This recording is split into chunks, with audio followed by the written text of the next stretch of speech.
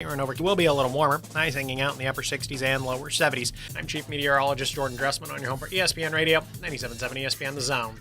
Leading the way for sports talk in North Alabama. Winning is the only thing that matters. Thank you. Yes, amen, I say yes. 97.7 ESPN The Zone.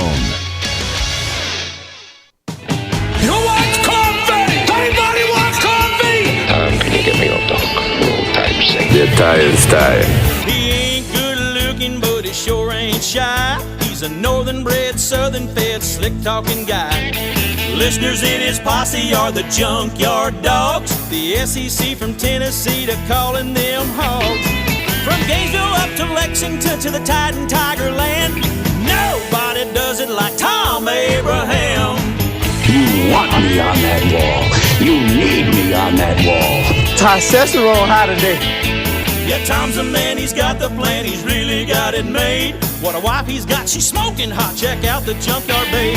When everything is said and done, no one can beat his show. He's a high-tech redneck, Tony Soprano. If you love sports without the fluff, he's got the master plan. Cause nobody does it like Thom Abraham, yeah. I guess I'm on here. Am I on? Can somebody respond? It must be Wednesday. I called it hump day.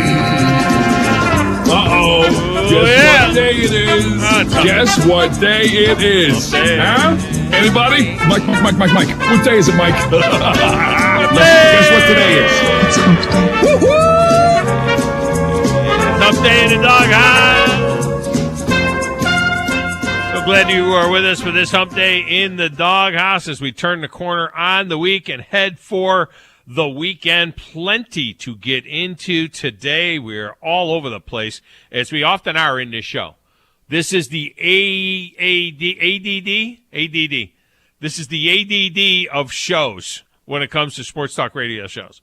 One thing that we're not is focused, all right? That's just the way it's going to be. We're like the weather. If you don't like it, wait 5 minutes. It'll change. Phone lines are open. Feel free to jump in. 256-5764-977. We have a busy show, though, for you today. I'm going to be totally honest with you. If you want in, first segment is probably going to be your best shot to get in. This is a busier than usual show. It's a 3-guest show. It just happened that way. Typically, it's a 2-guest show. Sometimes it's a 1-guest show. Today, it's a 3-guest show. Just the way it worked out. All right? Phone lines are open. 256-5764-977. You can also text the show. 732-9TA-SHOW. 732-982-7469. It's a tremendous way to communicate with us. My personal Twitter feed is at Thom Abraham Show. You can also hit the station's Twitter feed at 97.7 ESPN.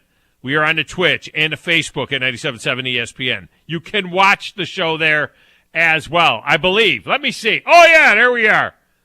You can watch the show there on the Twitter feed and on the Twitch feed and on the Facebook feed and on the YouTube channel, 97.7 ESPN of The Zone. Like and subscribe. You know what? Just go to 97.7ESPN.com and get links to all of that stuff. And while you're at it, get the app. Can people watch the shows on the app? I didn't ask that. I should have asked that yesterday. I wonder if there's a link to watching the. Yeah, because if you go to the app, there's a link to the Facebook page. You would click on the Facebook page app or on the link to the Twitterage, and you can watch the show there. So maybe there is. I wonder though, like, isn't there a YouTube link to or a YouTube box down low on the web page? You know, maybe that could be streaming the shows live when the shows are on. Maybe I need to get with our people. Let's see if we can get that done. That would be kind of cool. Coming up in a few minutes, Carey's Corner with Josh Carey from the Trash Pandas with some country hardball thoughts. They are going to use that ABS system, the automated balls and strike system, in some AAA games this year after experimenting with it in the Atlantic League last year. Why are they skipping AA? Why won't we have it, at a Trash Pandas game? And I learned more about how it is going to work. Grizz and I were kind of like talking about how it works. There's an earpiece. The umpire has an earpiece, and the earpiece tells him if it was a ball or a strike, and the umpire, he goes, Frank Drebin. Ball. I love the umpires there. Ball. You don't even know it was a ball. Ball.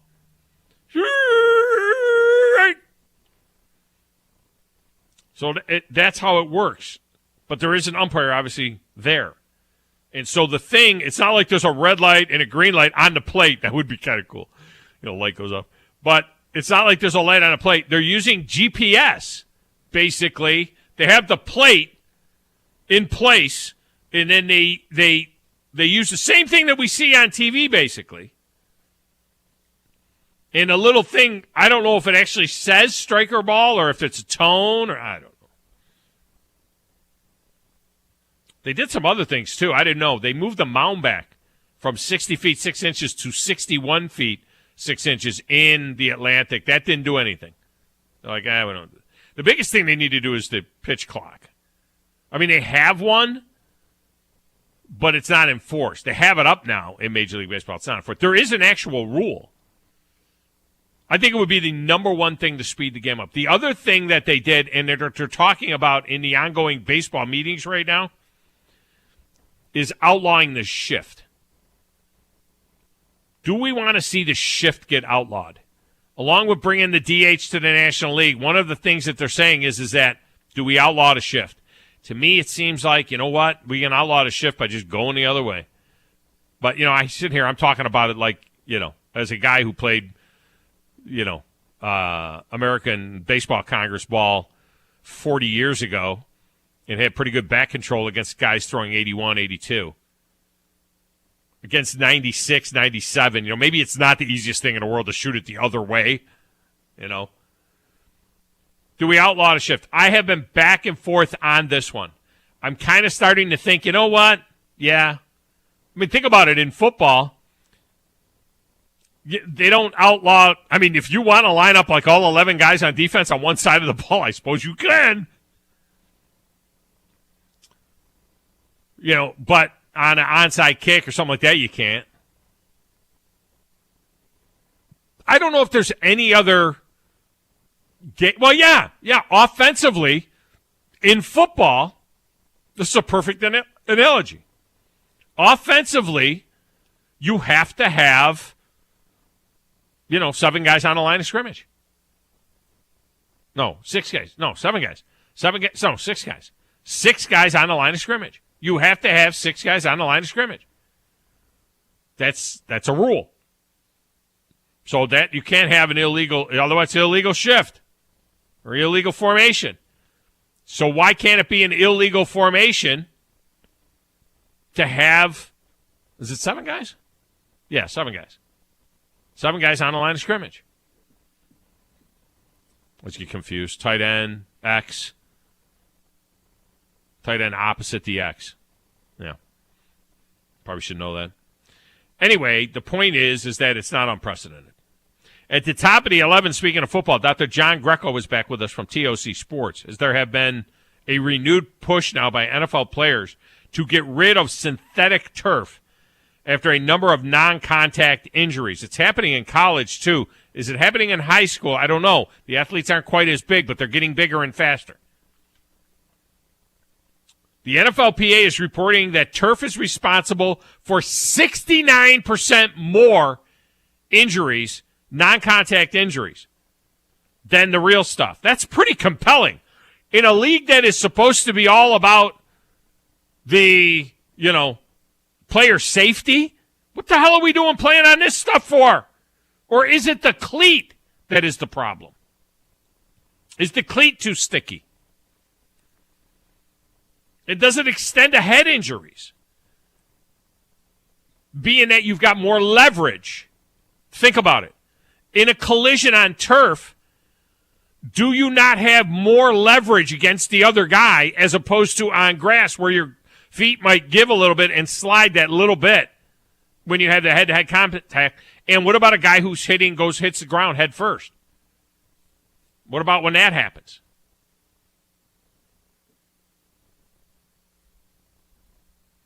Anyway, we'll get into it with Dr. Greg. And did you know that they're going to be playing hockey at Nissan Stadium in Nashville on Saturday night? Yes, they are. The Predators will host the Tampa Bay Lightning at 6:30 on TNT national TV.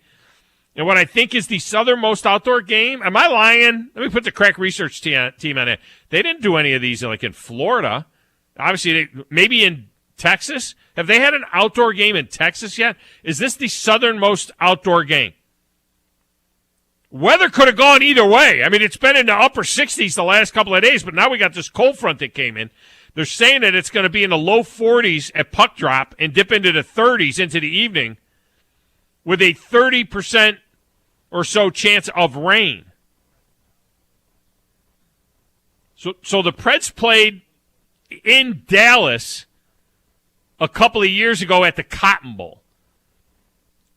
And Dallas is definitely more southernmost than what was the weather for that one? I wonder what the warmest weather in the history of the. I'm just putting research team. I'm just like working them on up. What was the warmest weather ever for a Stadium Series game? Yeah, this is the second one for the Preds. That's right. They played on the road a couple of years ago. So that day it was very similar to what this is going to be. Mid-40s and then dropping. God, I feel like I'm doing a TV game. Back in the day when I used to do TV football, and the guy would talk in my ear while I was talking, and I would have to like regurgitate this stuff. I was repeating what Grizz was saying in my ear as he was saying it. That's how it is, you know. When you do a TV game, they're telling you the replay that's coming up. You're talking, and you have to talk while the guy's talking to you. I remember after I did my first game in 1997, and the guy said to me, "Wow, you know, you're a lot of guys when we first have them do this, they stop talking when the guy's talking in their ear. They stop and listen because it's like it's disconcerting to them." I said I was a football coach for 11 years wearing headsets. We all talked at the same time. I mean, this is nothing to have somebody in my ear while I'm talking.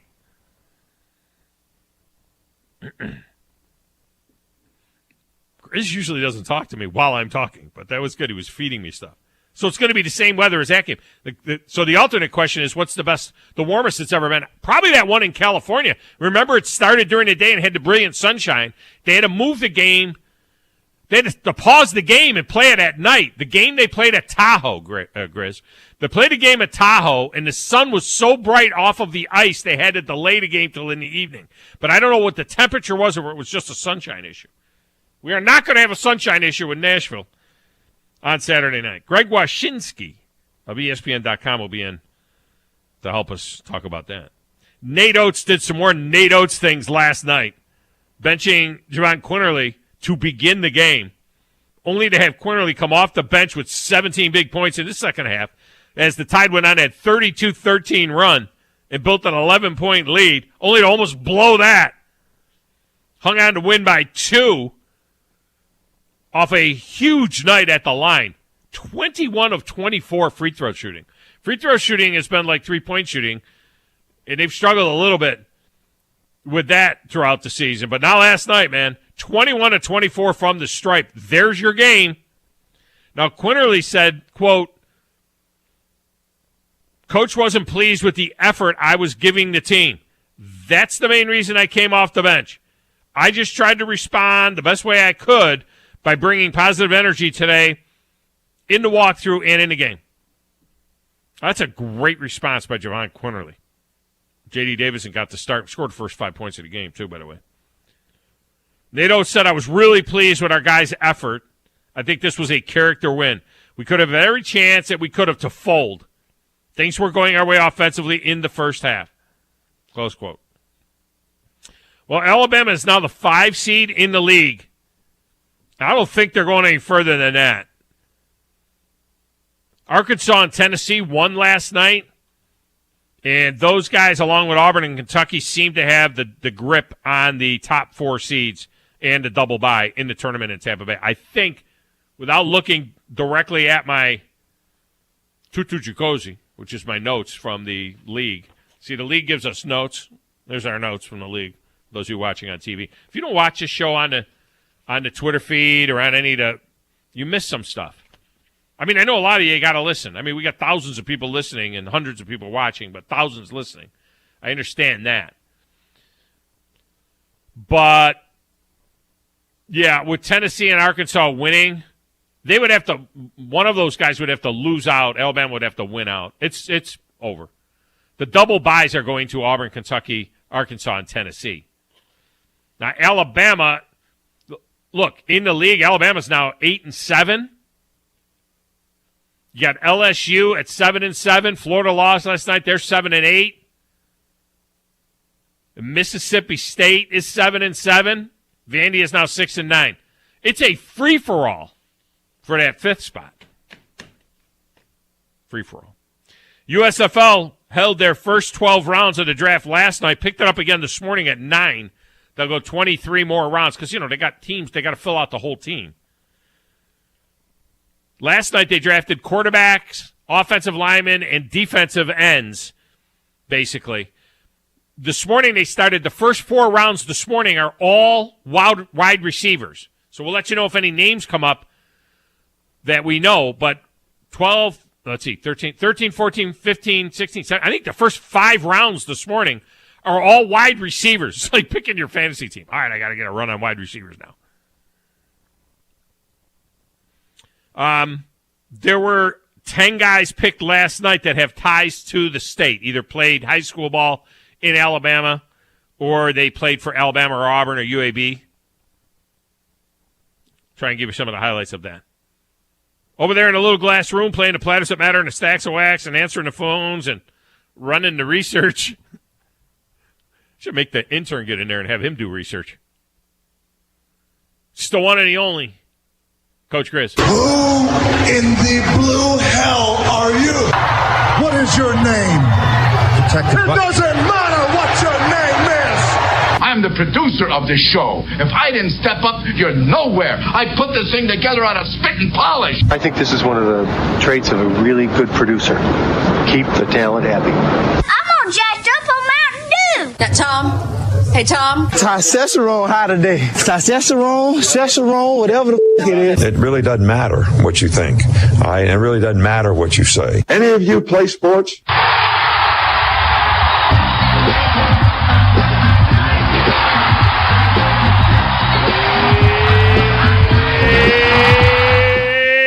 Grizzlicious, how you doing today? Man, I'm doing just fine. Yeah, no, I was kind of keeping up with it on Twitter to kind of see what was going down on the draft, and there's a couple of familiar faces, and you just kind of hope that whoever they got, the level of play is there, and it's just fun to watch. Like you said, right after a little bit of golf and the Masters, you'd be ready for some football. Yeah, I think that I hadn't thought about that part of it, but I do think that is genius because if they were playing this weekend, yeah. I'd be like, oh, God, break. I mean, can we just have a little bit of a break? But I'll be honest with you.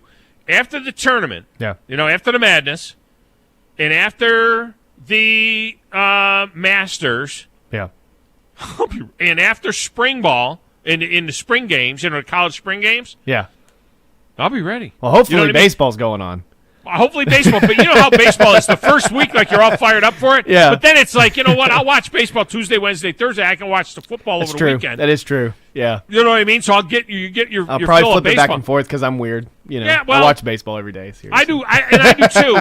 But the point is that even if baseball starts, there's excitement the first week of baseball, and then it becomes, our regular pastime. It's how we pass time. That type of thing. But the weekends. For 10 weekends beginning in April, I mid-April, I mean, I'll be into this. I'll be ready for some football now.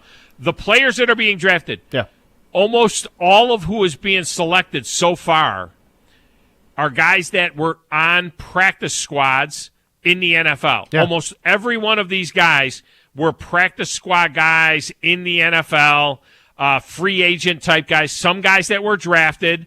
The quarterback that Birmingham drafted in the first round, Alex Magoo. Alex Magoo, no relationship to John Boy Dewey Magoo. But Alex Magoo, that kid that they drafted, he was a 7th round draft pick of the Seattle Seahawks. You know what I mean? So he was an NFL drafted player, this guy, Alex Magoo. He was with the Seahawks in 2018 and 2019. He was with the Texans in 2020 as well. Went back to the Seahawks on their practice squad. But he was a drafted guy out of FIU, Florida International. So he was the 220th overall pick in the NFL draft in 2018. He was the first quarterback drafted by the Seahawks since Russell Wilson. But he's a guy that got a cup of coffee, a lot of NFL camp time, that kind of stuff. Then they drafted the Birmingham Stallions, Jamar Davis Smith. They went back to quarterbacks in the 12th round. So the quarterbacks were in the first round and in the 12th round. With their backup or whatever. Pick. Yeah, and so the last pick last night with Jamar Davis Smith, who's a stud quarterback out of Louisiana Tech. So it'll be interesting to see where it goes. But there were other, Michigan took Shea Patterson with the first pick overall. Shea Patterson, remember, he was at Ole Miss. Right. He left after the debacle with Hugh Freeze. He went to Michigan, played pretty well at Michigan. And did he have any? I wonder if he had any. Didn't he get a little bit of NFL love? I don't think he was drafted. But let's just see what Shea Patterson did. Shea Patterson was with the Kansas City Chiefs in 2020, not drafted by the Chiefs, but signed as a free agent by the Kansas City Chiefs in 2020. And he was on their practice squad. Who else was he? Chad Henne was the backup. Also, Jordan Tamu was the backup to Patrick Mahomes, along with Shea Patterson. And Tamu was drafted as well last night in the USFL draft. So Shea Patterson went first. And then in the 12th round, when they came back to quarterbacks the second time, they drafted Paxton Lynch. Yeah. Paxton Lynch was supposed to be an it guy in the NFL. He started some games in the NFL, Denver Broncos. A lot of people thought that Paxton Lynch was going to be a thing.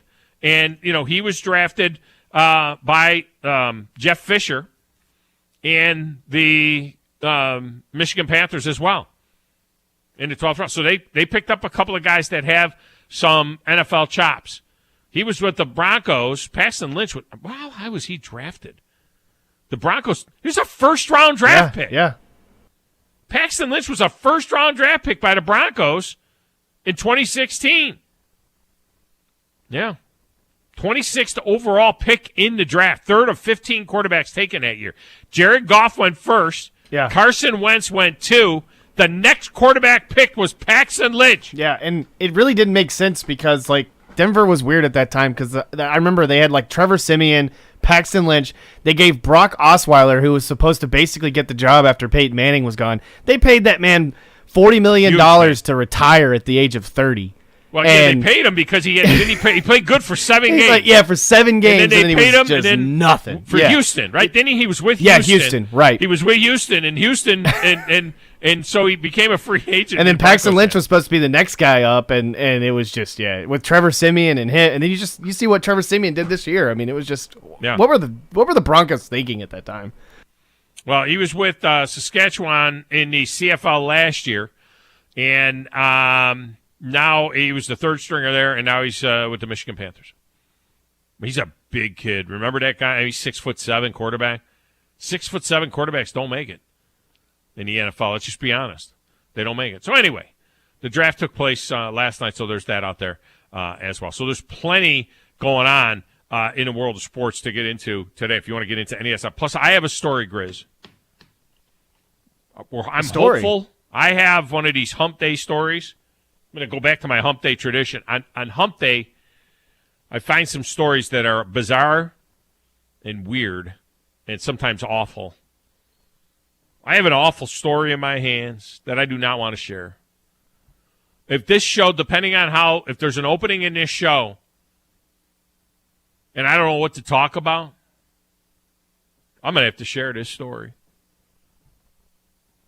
It's not, look, don't kill the messenger. I might have to share this story. We'll see if I get to it. But up next, Carey's Corner with Josh Carey of the Trash Pandas right here on 97.7 ESPN, The Zone.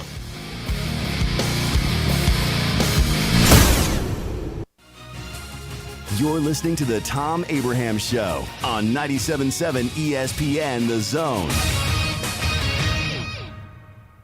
This is Brent Musburger's VSiN Action Update on 97.7 ESPN The Zone.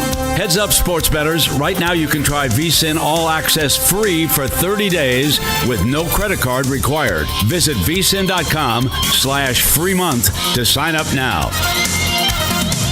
Only 6 of the world's top 25 golfers participating in this year's Honda Classic underway Thursday. Sungjae Im making his 4th appearance in the Honda Classic, topping the odds board at plus 1,400. Daniel Berger and Louis Oosthuizen at plus 1,600. Brooks Koepka and Genesis Invitational winner Joaquin Niemann at plus 1,800. UFC Fight Night in Las Vegas Saturday. The main event, a catchweight bout between Islam Makhachev minus 800 against Bobby Green at plus 550.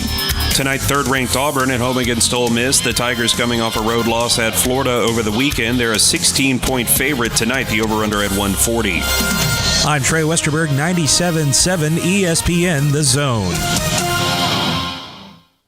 Thom Abraham here from my friend Ross Roberts and his team at Valley Equipment Rental on the South Memorial Parkway. Did you know that Valley Equipment Rental is independently owned and operated by local folks right here in the Valley? They are celebrating 10 years in the business this year and have grown to be North Alabama's largest supplier of rental skid steers and mini excavators. Now, if you have a question about what tool to use, just call them at 964-6081, and the pros at Valley Equipment will get you into the tool that you need for your specific project. Valley Equipment, more care in every rental. Thom Abraham here from my friend Brian Hamaker and his team at North Alabama Mortgage. Look, buying a home is the biggest purchase you will make in your life, and it can be a bit intimidating, so you want people that can help walk you through the mortgage process and get you the best deal possible. That's what North Alabama Mortgage does, and they do it in Alabama, Tennessee, and Florida, from first-time purchases to refis, conventional, VA, FHA, and USDA loans. They have the solution at North Alabama Mortgage. Visit NorthAlabamaMortgage.com to learn more. That's NorthAlabamaMortgage.com.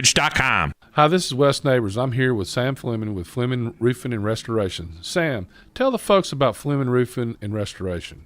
Hey Wes, our company Fleming Roofing and Restoration specializes in commercial and residential roofing and repairs.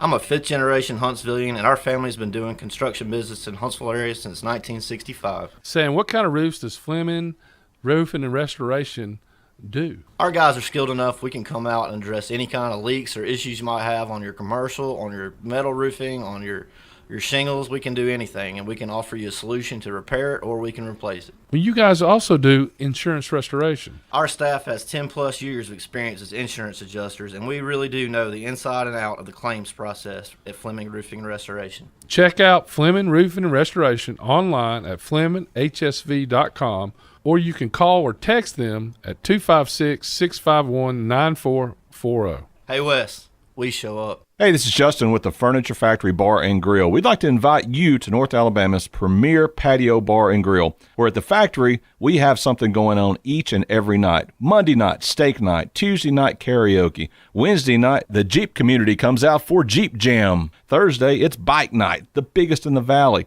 Friday and Saturday, live concerts on our 4,000-square-foot patio, along with drink specials and a beautiful staff. What are you waiting on? We will see you at the Furniture Factory Bar and Grill.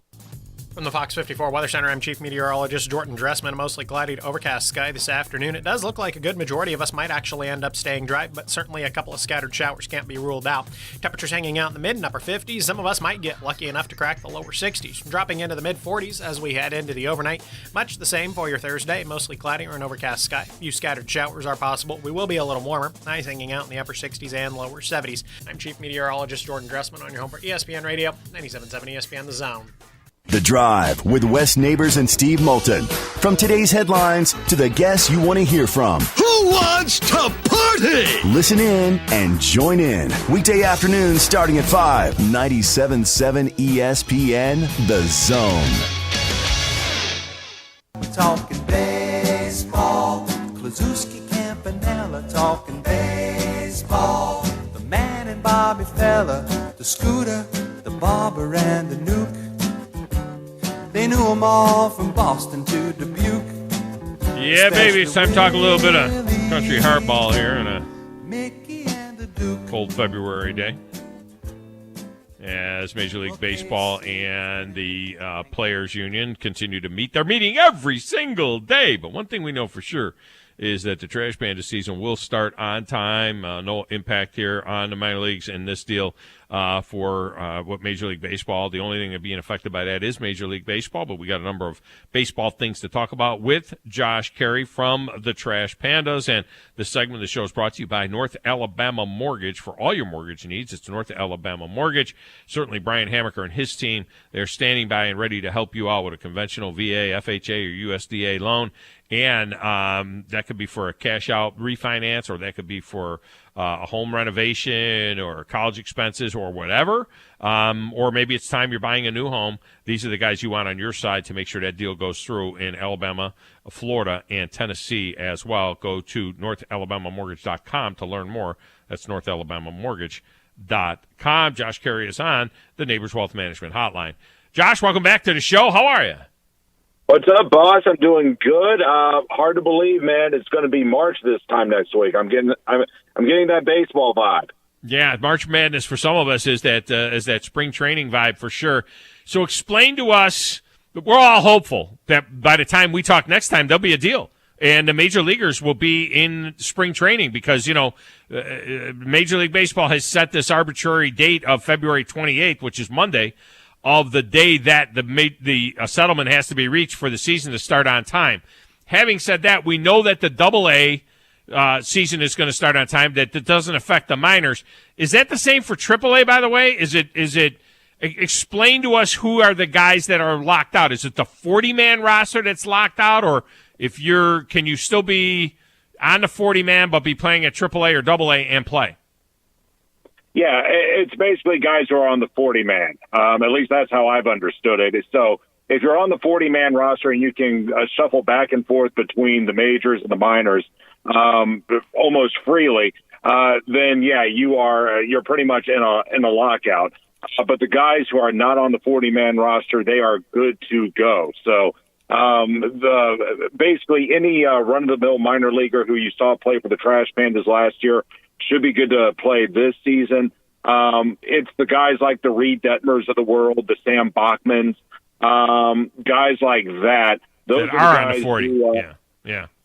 Those are the guys who are on the 40, who right now have to kind of sit off to the side. And those are the guys who are really hurt because they're young. They need the experience. So having them sit off to the side, that's really putting a crimp into their progress. Is AAA going to play as well? Because now AAA, you generally have 10 or 12 guys that are on that 40-man that are part of a AAA roster. So you wonder if AAA is going to start, will they be dipping into some AA type guys, to play the AAA games? Yeah, and that's probably what will happen is you'll see a lot of guys who would typically be at AA start at AAA. A lot of guys who'd be at high A start at AA. A lot of guys at low, it'll have that trickle down effect. And so you might see a little bit of I hate to say this word, but a little bit of dilapidated play early on. But here's the deal. It's going to be that way for everybody. So I guess in a way it'll also even out somewhat. But at the end of the day, you're mostly going to have quality baseball at every level. So you'll mostly have AAA guys playing AAA ball, AA guys playing AA ball, et cetera, et cetera. Because remember, that's only 15 players we're talking about spread out across the organization. So it shouldn't have too big of an impact, but you might notice a little bit of it. Well, I don't know if the naked eye is going to notice it. Look, a guy who's a high A guy, a borderline AA guy is a AA guy. They could, those guys are very interchangeable, I think. And the same thing, the high AA guy who is, near the bottom of the AAA line roster is an interchangeable guy as well. There are many guys that we saw playing with the Trash Pandas that could very easily have moved into a AA or a AAA role, and they would have been contributors there as well. So I think, look, there's a lot of baseball players out there. As we know, each team has 180 of them under contract, maybe 150 in the future, but there are a lot of quality players out there. Yeah, the area where you would really see it is in the pitching because and that's kind of the scary thing because the pitching, you can tell if a guy has good command or if he has a secondary pitch or a third pitch and does it cut, does it move, that's where you really see it. When it comes to the hitters or the everyday players, you're right. You're not going to see too big of a difference. The pitching maybe a little bit, But even then, like I said, it's only 15 players per team. I don't see that having as too much of an impact. Yeah, it's going to be interesting to see what some of the other impacts are. And one of the things that we have seen in the last few years being experimented with is the ABS system, the automated balls and strike system. They used it in that Atlantic League. It seemed to be a success. Now I'm seeing that they're going to use it in some AAA games this year. They're going to have it involved in AAA. Why did they skip AA? I mean, why not down there at at Toyota Field? Why can't we see a little bit of this ABS there? Yeah, the only thing I can imagine, and I haven't read up on it recently, but I did read about it last year. My guess is they want to get it to the majors as soon as possible. So go ahead and let the guys who are higher up get used to it right now. I'm a little befuddled by it. I'd rather have the umpires do their jobs and let them call balls and strikes, because we've seen several occasions where the machine doesn't always work, and you have a ball that's way out of the zone called a strike. And that's going to happen from time to time. But try telling that when a game's on the line and that happens. So, go ahead. I was going to say, we see games that are umpired by human beings that have balls that are way off the plate that are called a strike, too. I mean, especially back in the day when Eric Gregg would do a game. But I wonder about that. I wonder if a home plate umpire, does he have veto? If it was an obvious mistake by the machine, does he have veto ability? I wonder if they give it to him. If the thing in his ear says strike, yet the ball was, almost hit a guy, where he can say, no, that was, and call it a ball. Does he have to go with what it says in his ear? And the only problem with that is where is the line drawn? If he thinks it's easily a strike, but then you look at the replay and it maybe could have been a ball. We're starting to get a little more complicated here, and it's making things a little questionable. I'm old school. I liked it before replay. I liked it when we allowed umpires to make mistakes and have managers come out and argue and do all sorts of things. But it's the way of the land now, and they want to try to get everything right. But the micromanagement is just not as fun anymore. And but I get it. We're going to see if this works, and we'll find out pretty quickly just how it works and how it doesn't. I am old school as well, but I don't mind this because I am so fed up with seeing horrible ball and strike calls. I mean, it seems like there's so many, and they're game-changing moments. And if we want to increase a little bit of offense, we need the hitters to be able to know where the strike zone is. And you watch a guy like Aaron Judge. And by the way, one of the dirty little secrets, one of the things that's pushed this along is that the box that we see on TV, when you watch a game on TV now, you see that box. Yeah. But the dirty little secret is this. I was told and read from some of the folks from ESPN, that box doesn't change. Whether it's Aaron Judge or Jose Altuve, that box is just a box. It's not really the guy's strike zone. It's just a strike zone that they kind of throw up there. Of course, the 17-inch wide plate, that's not going to change, but it doesn't change up and down. But you take a player like Aaron Judge, and I can't tell you how many times you see balls that are at his shins that there's no way he can hit that are called strikes, and it's game-changing moments. And same thing with some of these guys off the plate. If you're going to go old school, I want the umpire back in the middle of the plate. And if he has to have the chest protector, then fine, have him have the chest protector. The umpire hiding on the inside corner and trying to call strikes on the outside corner of a plate that's 1.5 feet wide is unacceptable. So if this is what we need to do, I feel like, well, maybe this is what we need to do to get our actual strike zone. Well, maybe it is. You know what, though? I'm kind of the exact opposite of you. When I watch that box on ESPN or Fox or wherever, you know what I realize? I realize that the umpires are pretty good. They're going to miss one. They're going to miss a few. I mean, that's bound to happen when you have, 200 plus pitches a ball game. But overall, they're pretty darn good. And I think it's so easy for us to focus on the negative when they do miss a call and to really pounce on them and make it negative. And I get it. But overall, the reason why they're major league umpires is that they are darn good at their jobs. And when I watch that box, they don't miss too many. So I guess I'm kind of from a different viewpoint here, Tom. I kind of think they do a good job being allowed to do their job, and I just kind of wish we'd let them do the job. I wonder, though, how many is too many? What's the percentage? I mean, should they get it right 99% of the time? Do they get it right 99% of the time, 95% of the time? You would think that it would be, especially at the major league level, you would think that they are getting it right, that they only miss if there is 250 pitches in a game. You would hope that they only miss a handful of them, wouldn't you? I mean, should they be allowed to miss 20 pitches in a 250 pitch game? I gotta think it's at least 97%, if not higher. But this is the part I really miss, though. And I'm going to use an example. This was the mid '90s. It was a Yankees-Orioles game, and there was a hurricane bearing down on the Atlantic coast. The game was in Baltimore.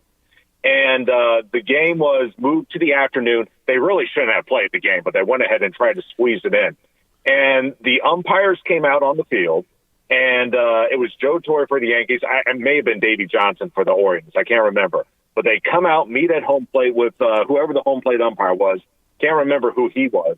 But they talked, and the home plate umpire came up to them and said, guys, if it's within the vicinity, it's going to be a strike. And you know what? Each manager went back to his dugout and said, guys, go up there swinging. And you know what? They got about, I think, 5 or 6 innings in before they had to call the game.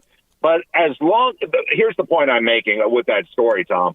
If you as an umpire go out there and you establish early what your strike zone is, even if it's not by the rule book, if you establish your strike zone, I'm going to call the high ball. I'm going to call a low ball. I'm going to give the corners. I'm not going to give the corners. As long as you establish it early and tell the pitchers what you're looking for, they will adapt, as will the hitters. And that's the way it was done for decades. Yeah. And now we've gotten it to the point where we have to micromanage it to the point where it's almost unwatchable, and you frustrate the umpires who are overall very, very good at their jobs and still put in robots to tell them how to do their jobs. If I'm an umpire, I don't know what else I can possibly do to show my worth. I don't. We used to scout, when I was a college football coach back in the 90s, we used to scout the officials as part of our scouting report, and we would tell our offensive linemen that these are guys that let you get away with a little bit more. These are guys that call it really, really tight. Same thing with our cornerbacks and our DBs. We would say that, look, the back judge in this game has a very high rate of calling ticky-tack stuff, so you're going to have to know that. And so that's what basketball, always looking for that. Just give me consistency at both ends of the floor. So I'll agree with you on that part of it as well. What I didn't know was that when the umpires agreed, the union agreed to the testing of this system back in December of 2019. They agreed with MLB officials to cooperate on the implementation of the ABS system in exchange for significant increases in compensation and retirement benefits. Man, these guys don't miss a trick, or do they? They're like, yeah, okay, if you want to do that, you want us to do less work, we want better retirement and more money.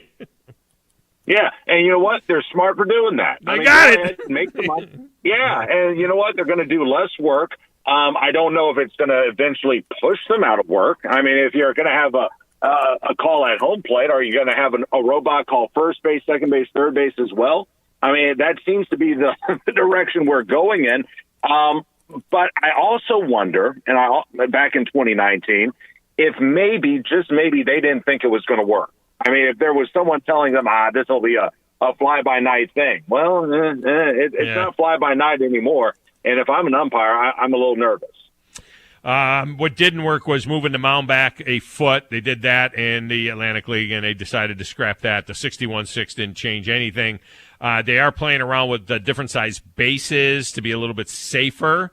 I don't know how you would implement that, because if the second base, if you will, was a bigger base, then that shortens the distance, doesn't it? Between first and second and third. So I'm not sure if anything like that will ever happen. But one of the things that is on the table in the negotiations right now between the players and the major league owners and management is possibly the elimination of the shift. And I am back and forth on this. On the one hand, as a guy that played as high as ABC ball back in the day, I'm like, just go. You want to get rid of the shift? How about a little back control? How about go the other way? I mean, it's wide open over there. Just go the other way.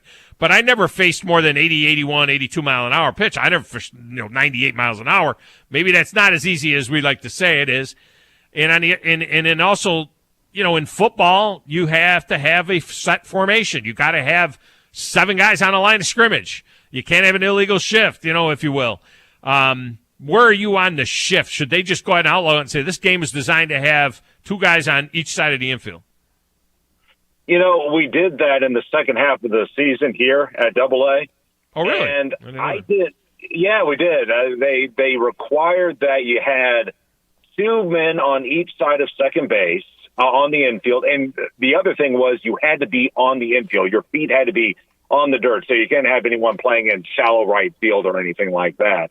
And I did not really notice a huge difference, but I did notice I felt like the play was just smoother.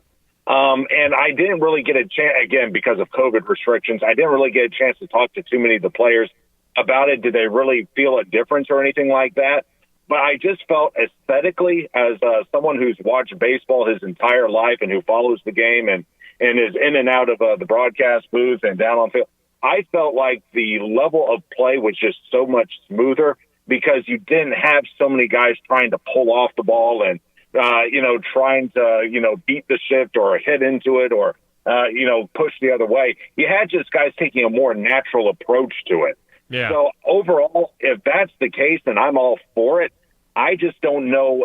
I don't know if we have enough of a sample size just yet. So yeah, I liked it. I liked for what I saw last year. I just need to see it over a longer period of time.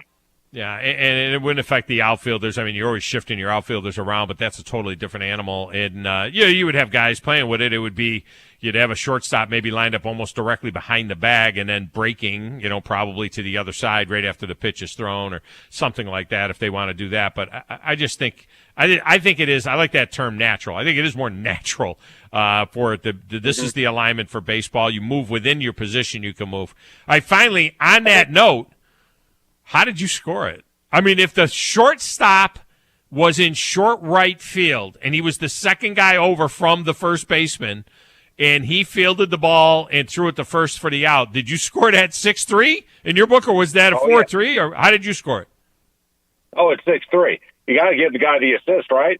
Even if it's that, even if he's playing in a position of really kind of second base, if you will. Yeah, I get it. But you know what? He's the one who made the play, and that's his assigned position. So, yeah, I say 6-3 on that, and you give it to the shortstop. What's funny is it forces you as a broadcaster to really keep your eye on the field because, minor league baseball, you don't follow teams every day except for the one you're covering. And so sometimes I would look down at my scorebook, and then I'd look back up at the field, and I see this rearrangement of players, and if it's the opposing team, you really got to look hard to see, who's where and what position are they in. But, it was always I still score based on what position the guy is playing as opposed to where he is on the field. And sometimes they move him depending on the count. I mean, it might be the shortstop on one play, and then it might be he'll go back to short, and they'll throw the third baseman over there. But 5-3 from short right field doesn't – see, to me, I always thought that the number went with the position, not the player. 5 is short is third base, and it always is third base, and no matter what, it's the guy that's closest to third base. So is it, that guy wherever he is on the field, he's 5, or is it the position is the number? But that's the we're talking very geeky right now. This is the geekdom of baseball when you and I are talking about it. Well, this gets into the stats of things and who do you credit whom with what and how and where. But, I always just go by whatever position they are labeled with in the starting lineup. Yes, very good. Who was the famous broadcaster that said if you're scoring at home, good for you? I can't remember who it was. That might have been a Eucharism. And for those of you scoring at home, good for you. So there you go. My little line is if you're scoring at home, you need to get out more. There you go. All right. Josh Carey has been our guest. Josh, good stuff, man. Let's talk next week. Hopefully we'll have a deal with the majors. Yeah, hopefully we'll have something more to talk about. Sounds good. There you go. Thanks. There's always baseball to talk about. That's for sure. All right, let's get a break. We will come back with more after this. 97.7 ESPN The Zone.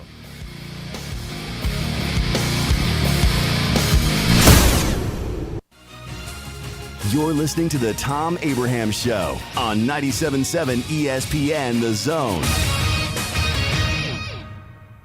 TOC Sports has been there for you. Now, you're probably asking yourself, what does that mean? It means for more than 20 years, Alabama's largest orthopedic group has been there providing coverage and care to more schools and student athletes in the Tennessee Valley than any other group. It means whether you are the star football player, the all-region volleyball ace, or someone who hurt their knee in a weekend pickup basketball game, TOC Sports physicians are proud to have the opportunity to care for all your orthopedic needs. It means for parents, coaches, athletes, desk jockeys, or even weekend warriors, TOC Sports physicians continue to meet and exceed the orthopedic and sports medicine needs of our community. But most importantly, during these challenging times, we're here for you now, and will continue to be here. So as long as there are players on the field, games to be played, and contests to be won, the orthopedic specialists from TOC Sports will be ready to help. We don't know what the future holds, but you can count on the TOC Sports team to stay committed to you, so you can stay in the game. Call 256-539-2728 today and ask to see a TOC Sports physician. Check them out online, also Facebook, Twitter, and Instagram.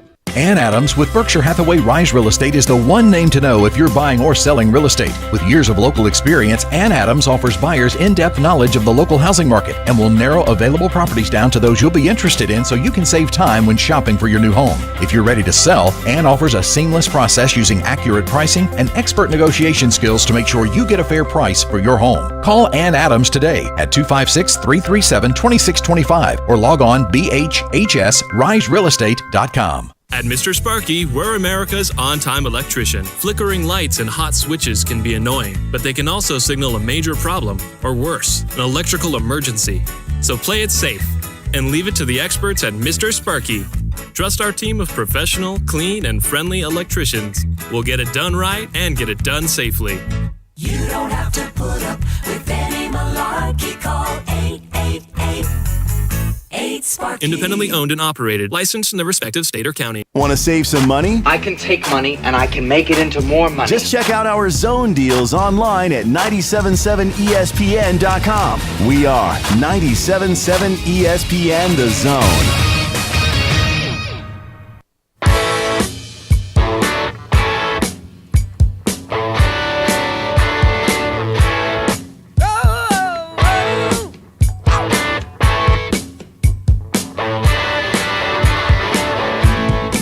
What did you just do?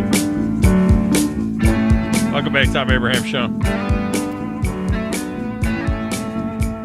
Segment of the show is brought to you by Valley Equipment Rental.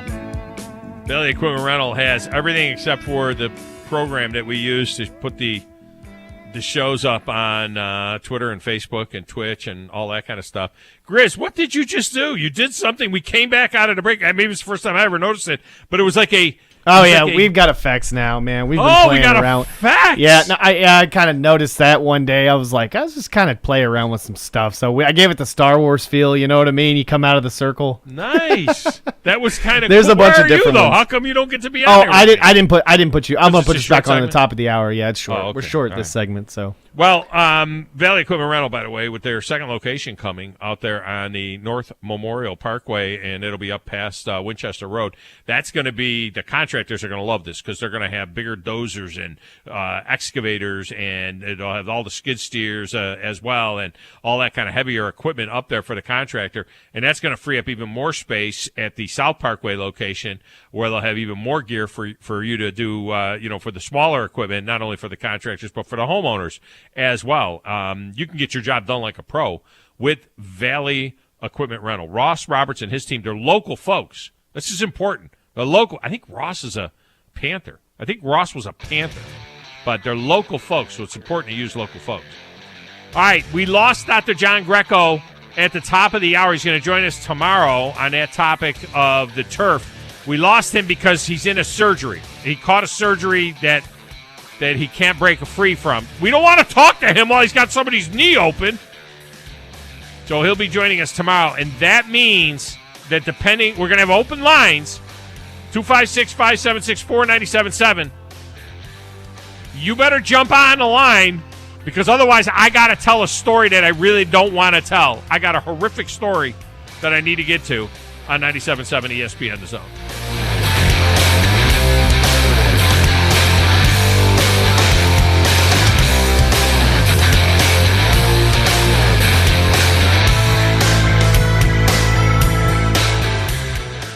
Get your Ford your way today.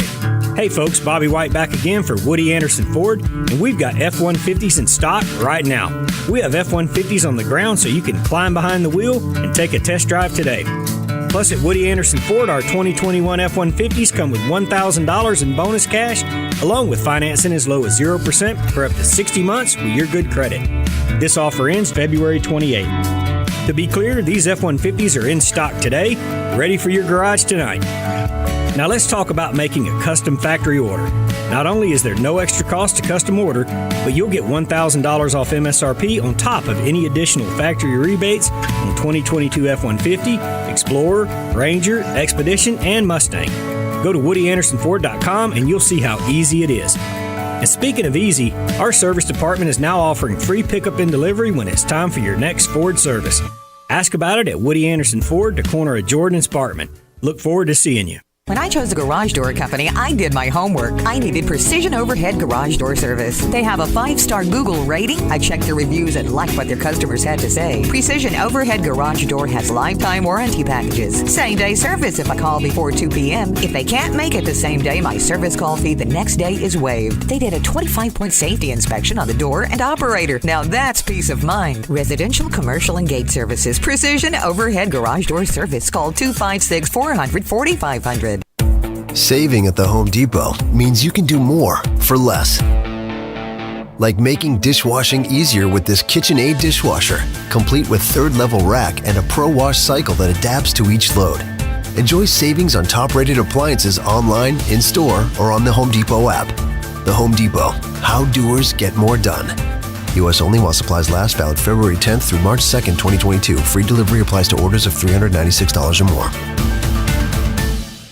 I'm attorney Gary Lackey. You know, you'll hear people say we're like a family, but here at the Lackey Law Firm, that's really true, not just a saying. I'm Justin Lackey. With my father and my sister, we have a special connection to each other. I'm Jennifer Lackey. At the Lackey Law Firm, when we take on your case, you become part of our family. You really do. And we'll always do whatever it takes to get everything you deserve. If you're injured, you worry about getting well, not about paperwork or insurance companies or figuring out how to get to your lawyer's office. I'll come to you. We worry about your case so you don't have to. When you've been injured, we know that your case is probably the biggest thing going on in your life. More important than almost anything else. And it's important to us too, for one simple reason. Family takes care of each other, and at the Lackey Law Firm, we'll take care of you. The Lackey Law Firm. The Lackey Law Family. 1-800-4RIGHTS. No representation is made that the quality of the legal services to be performed is greater than the quality of legal services performed by other lawyers.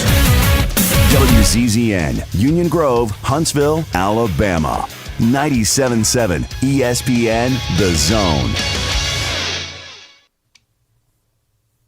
This is SportsCenter. I'm Christine Lisi. The Packers have begun their work to get under the NFL salary cap as they wait for quarterback Aaron Rodgers to decide whether he'll return to Green Bay, request a trade, or retire. ESPN's Field Yates reporting they've created close to $11 million in cap space by restructuring the contract of nose tackle Kenny Clark. Rodgers yesterday on the Pat McAfee show said he still hasn't made a decision on his future. Two-time golf major champ Zach Johnson taking over as Ryder Cup captain, according to the Associated Press. He'll lead an American squad trying to end 30 years without a victory on European soil. Johnson's been an assistant captain each of the last 2 matches. The 2023 Ryder Cup will be played in Italy. College basketball, number 7 Duke takes on Virginia, 6:30 Eastern ESPN Radio, 7 Eastern ESPN TV. The ACC leading Blue Devils have won 11 of their last 13 games, including 4 in a row. And now, a man who knows what you ate for breakfast. Time now for the biggest thinker of them all. He knows it all. He is Drew DeArmond. Listen to Drew and Scott Tyson weekday mornings. It's Talkin' Ball on 97.7 ESPN The Zone. You need to be more like a dog. Like what you guys are doing. You've got your fingertip on the pulse of your listeners. You guys know what they're talking about. Be a dog. God bless the show. You are the Messiah. We need more dogs. This is the best show on radio. The big dog, Thom Abraham, is here with you. Hey, I see you, dog. So settle in and get your bark on. That's my dog. Now live. Here he is, the big dog. Let's go, baby! Thom Abraham. How you doing? How you doing? How you doing? How you doing? How you doing? How you doing? How you doing? Look, I don't speak Spanish. I don't know how to say this, so I'm going to choose my words very carefully. I think you're a psycho. Do you know who I am? I mean, that guy sounds like El McPherson farting into Miles Davis' trumpet. I guess I'm on here. Am I on? Can somebody respond? Get off my lawn. I have to drag my Yankee ass out of here.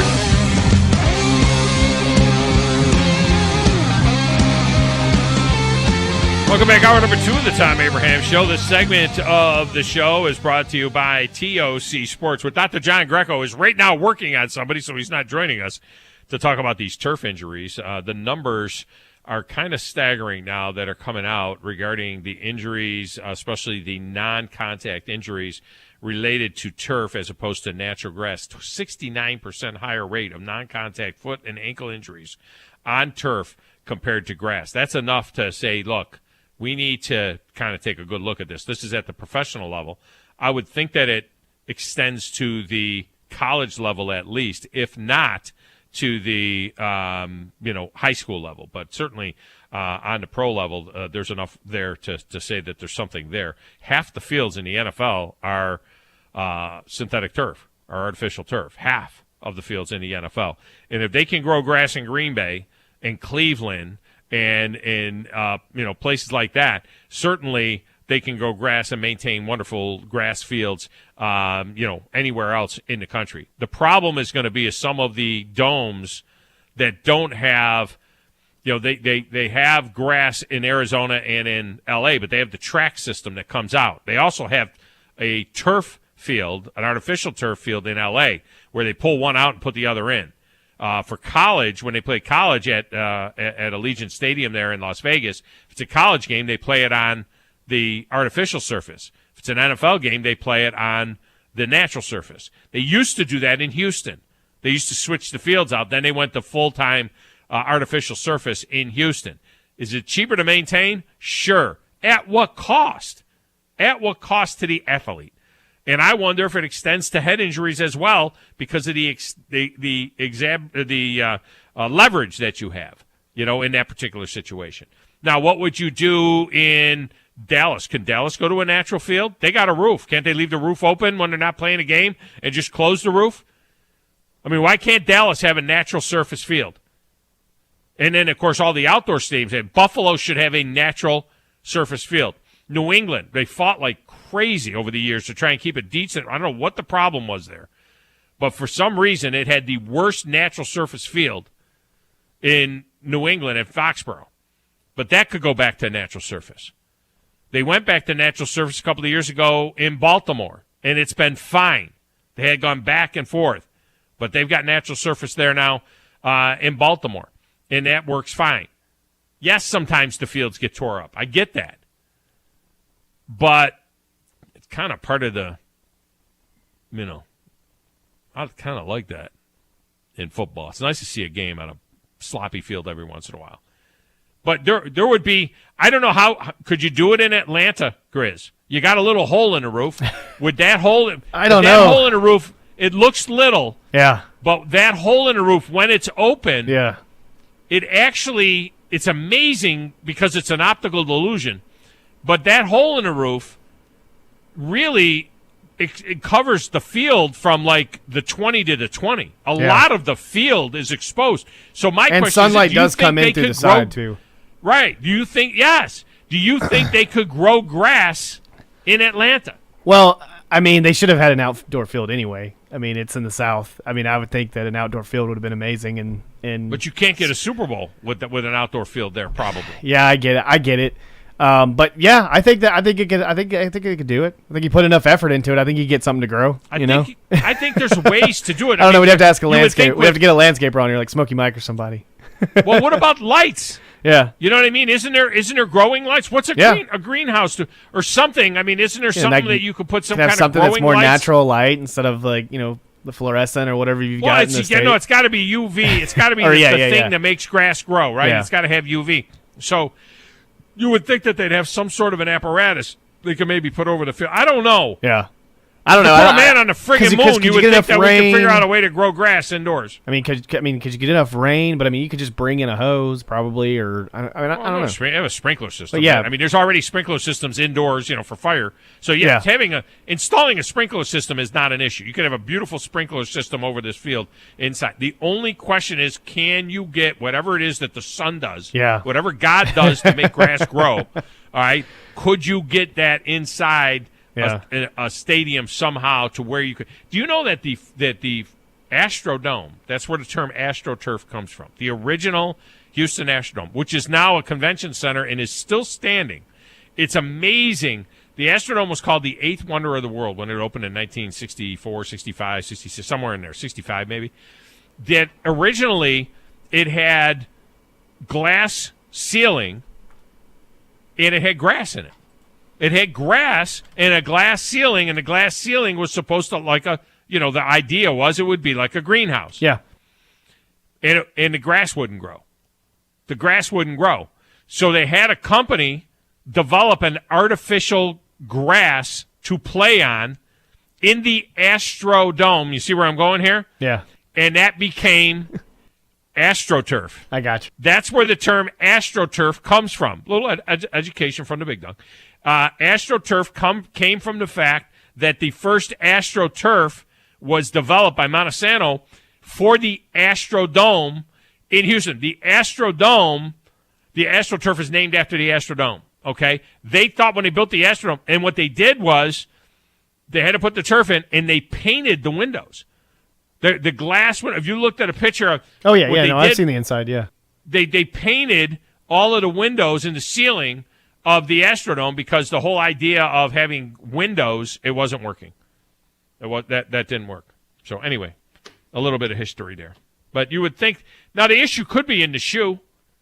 Maybe the shoe is too sticky because guys with this kind of ever since the newer turf came out that more is like with the rubber tire stuff and the taller grass and all of that. Guys wear the same cleats almost that they wear on natural surface. They wear spike cleats. They're wearing spikes. Yeah, they're wearing spikes on that stuff.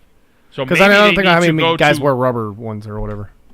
Well, they use. Well, I mean, they're because I know like a lot of guys when they plastic. Well, yeah, because I know a lot of guys when you watch like when they wear their fancy ones, they're always like they're usually like the rubber ones, the ones that they messed with, and they're just gonna wear for the beginning of the game. But the ones they wear in the game, those are probably. Well, no, they're not allowed to have a metal tip. So they can't have the little. It's not the old metal tip. Okay, no. They're totally plastic. They're usually they're many cases they're molded plastic. Yeah. But they also I know those. Screw-ins. Yeah. Oh yeah, I know those. The molded, yeah. and then you have the screw-in cleats. The screw-in cleats because you can go to a longer cleat. They can still change the cleats. Screw-in cleats is still a thing.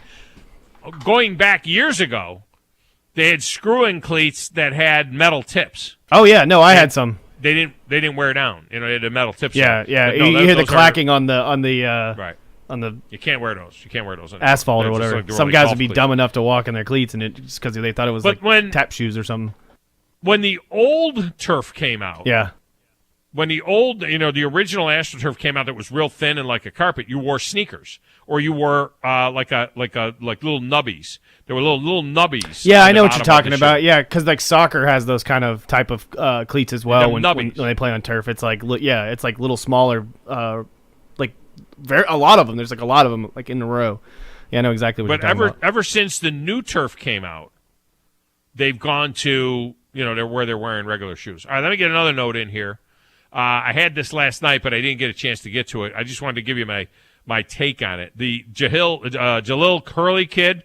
Out of Florence, right? The cornerback out of Florence that Alabama got a a commitment from. He's not signed, but they got a commitment from. He is a 5-star, according to 24/7 in the composite. He is a 5-star. Some people have him as a 4-star.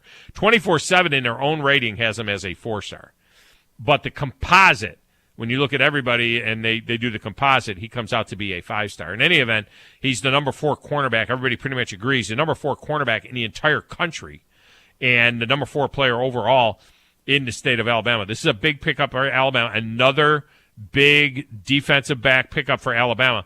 But this kid is like 6'3", weighs about 175 pounds. Now, remember, he's 16 years old. 16 years old. When you look at this guy here, I'm telling you, I think he ends up a safety. I think this is going to be another one of those guys that Alabama brings in. By the time he goes to school, he's going to be 6'3", 185, and he's going to come in, and by the time he's a sophomore at Alabama, he'll be 6'3", 210. He's that kind of safety type guy, or even a star type guy. So good pickup for Alabama there. All right, Grizz. Oh, he grabbed the phone. Just like that, he grabbed the phone. I was just going to ask Grizz if the phones were clear. Because if the phones are aren't clear... now. Oh, really? Okay. Yeah, we got Brandon on. Oh, they aren't clear now. They are not clear now. They are now. I'm asking you if the phones were clear. No, I said they're not clear. Oh, now. they're not clear. Okay, Yeah. I didn't hear that part. They were clear before. Yeah.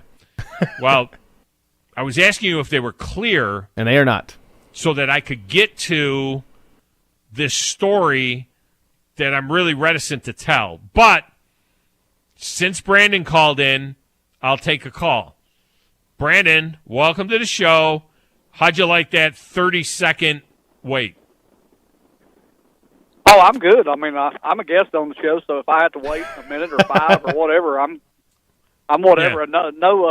No insistency or complacency here. I'm just glad to be here. Well, I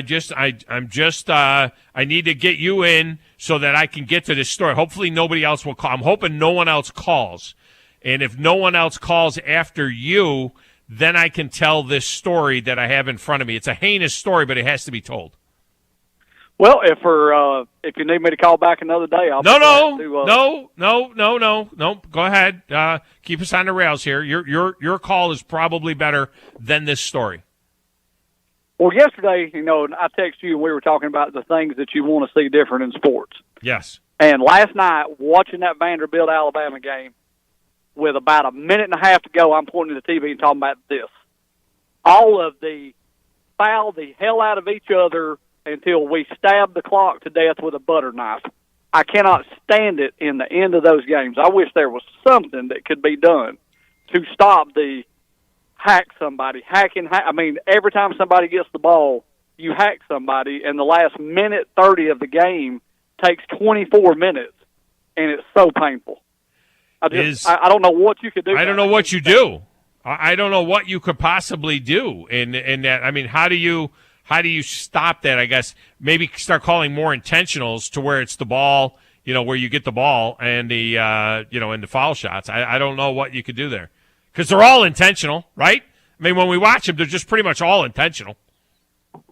I almost say if you get more than one foul in the last 2 minutes, you fouled out. I know that'd be a little. You only get one foul in the last 2 minutes. Now, maybe the last 90 seconds. I don't know. That might be a little long, last 2 minutes. Yeah. All right. That's an interesting deal. You foul a guy out. You only got so many guys on the bench.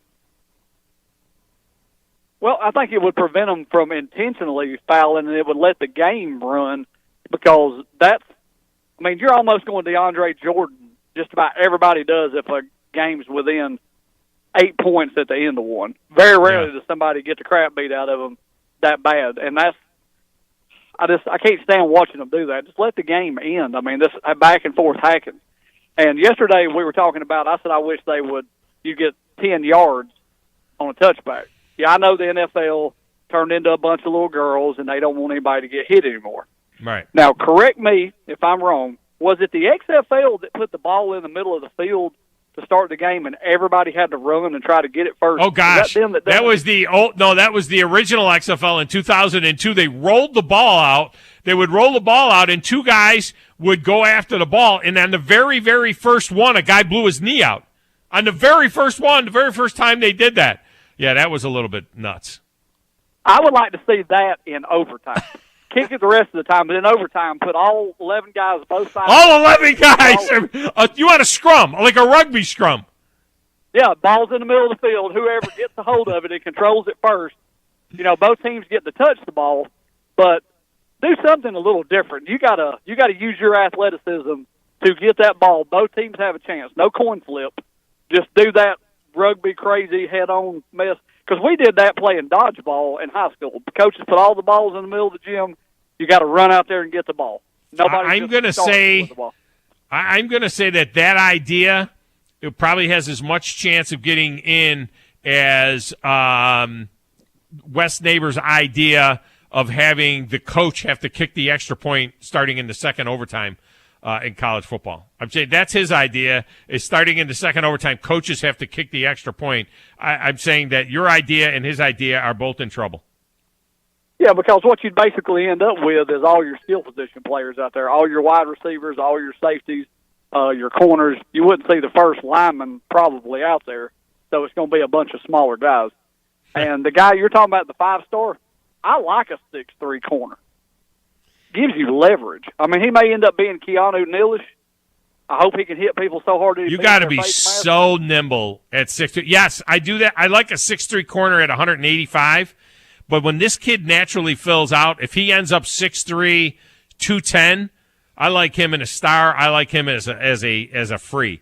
I like a free that can cover as well, as long as he's not reticent to hit. You know what I mean? As long as he's willing to tackle. But, I mean, at 16, he's already 6'3" and 175 pounds. What is he going to look like by the time he's a sophomore in college and he's in that nutritional program and that weightlifting program? I wonder, and I also wonder, would you be able to kind of disguise him as an outside backer at times, too? You can as a star, yeah. I mean, you absolutely could do that if he's that guy, but not as a corner.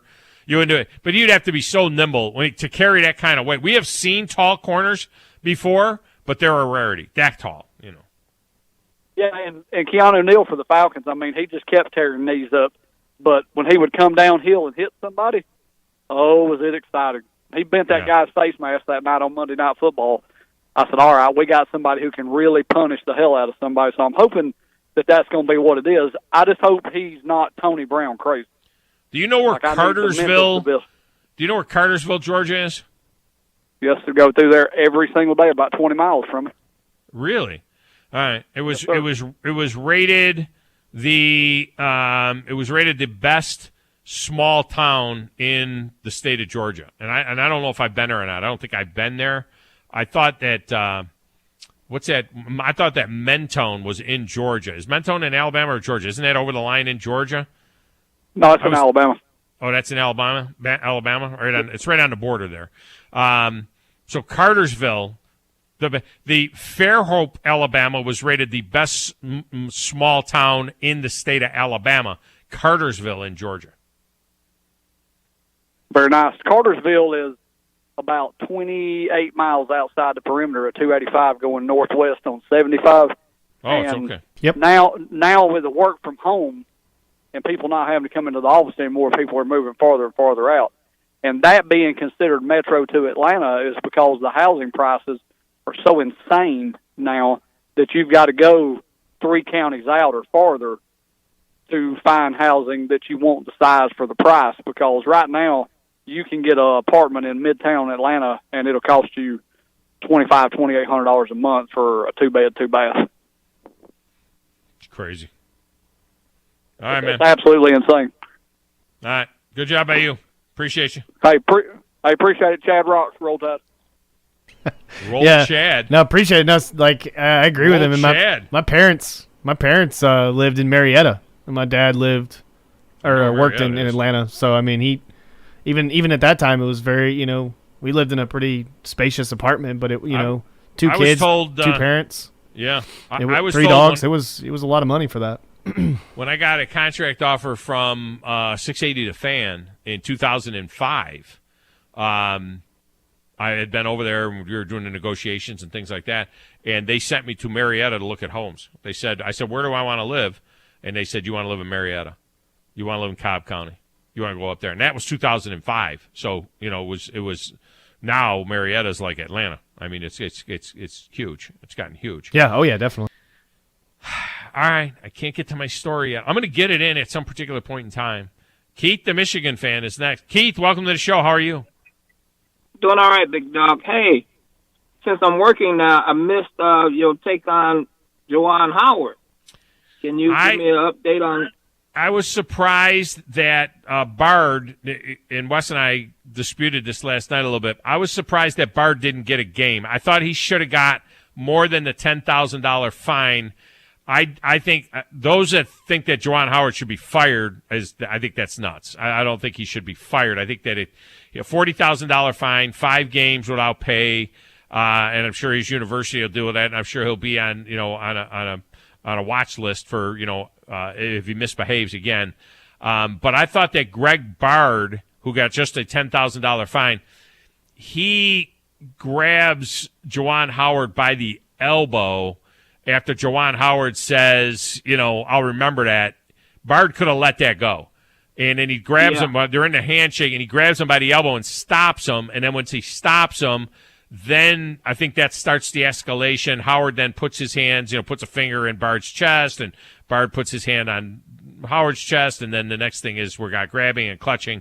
The swing, it's not a punch, it's a slap from Howard. That's the thing that gets him jammed up. If he can control himself, whatever that guy said, if he can control himself there and not reach out and swing and slap that guy in the head, then he probably got a 1-game suspension. You know what I mean? Yeah. I think that was the thing that hurt.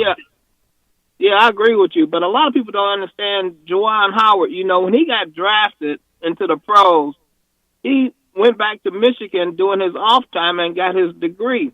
And when people asked him, you're making millions, why are you going back to school? And he tells them, because I told my grandmother I was going to get my degree, and I'm going to get my degree from Michigan. That's the type of character. That's why a lot of people like him. Yeah. Well, he's a good guy. But anyway, I was just curious. I am listening, even though I don't call a lot now, because, hey, if I'm busy, I'm busy. But I can listen, and when I'm not in a meeting or busy, then I can throw you a call. Beautiful. Well, I appreciate you listening as always, and your takes are always good. So thanks for listening, and thanks for calling. All right. Have a good one. Let's get a break. When we return, they're going to play hockey at Nissan Stadium, and it's coming up on Saturday, the Nashville Predators and the Tampa Bay Lightning. So we'll talk a little bit about that with Greg Wyshynski from ESPN.com next, right here on 97.7 ESPN, The Zone.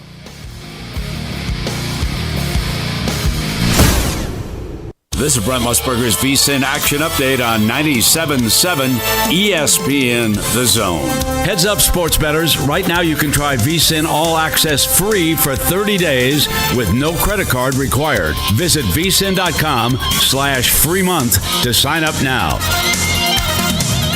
Tonight, third-ranked Auburn at home against Ole Miss. The Tigers coming off a road loss at Florida over the weekend. They're a 16-point favorite tonight, the over-under at 140. Only 6 of the world's top 25 golfers participating in this year's Honda Classic underway Thursday. Sungjae Im making his 4th appearance in the Honda Classic, topping the odds board at plus 1,400. Daniel Berger and Louis Oosthuizen at plus 1,600. Brooks Koepka and Genesis Invitational winner Joaquin Niemann at plus 1,800. UFC Fight Night in Las Vegas Saturday. The main event, a catchweight bout between Islam Makhachev minus 800 against Bobby Green at plus 550. I'm Trey Westerberg, 97.7 ESPN The Zone.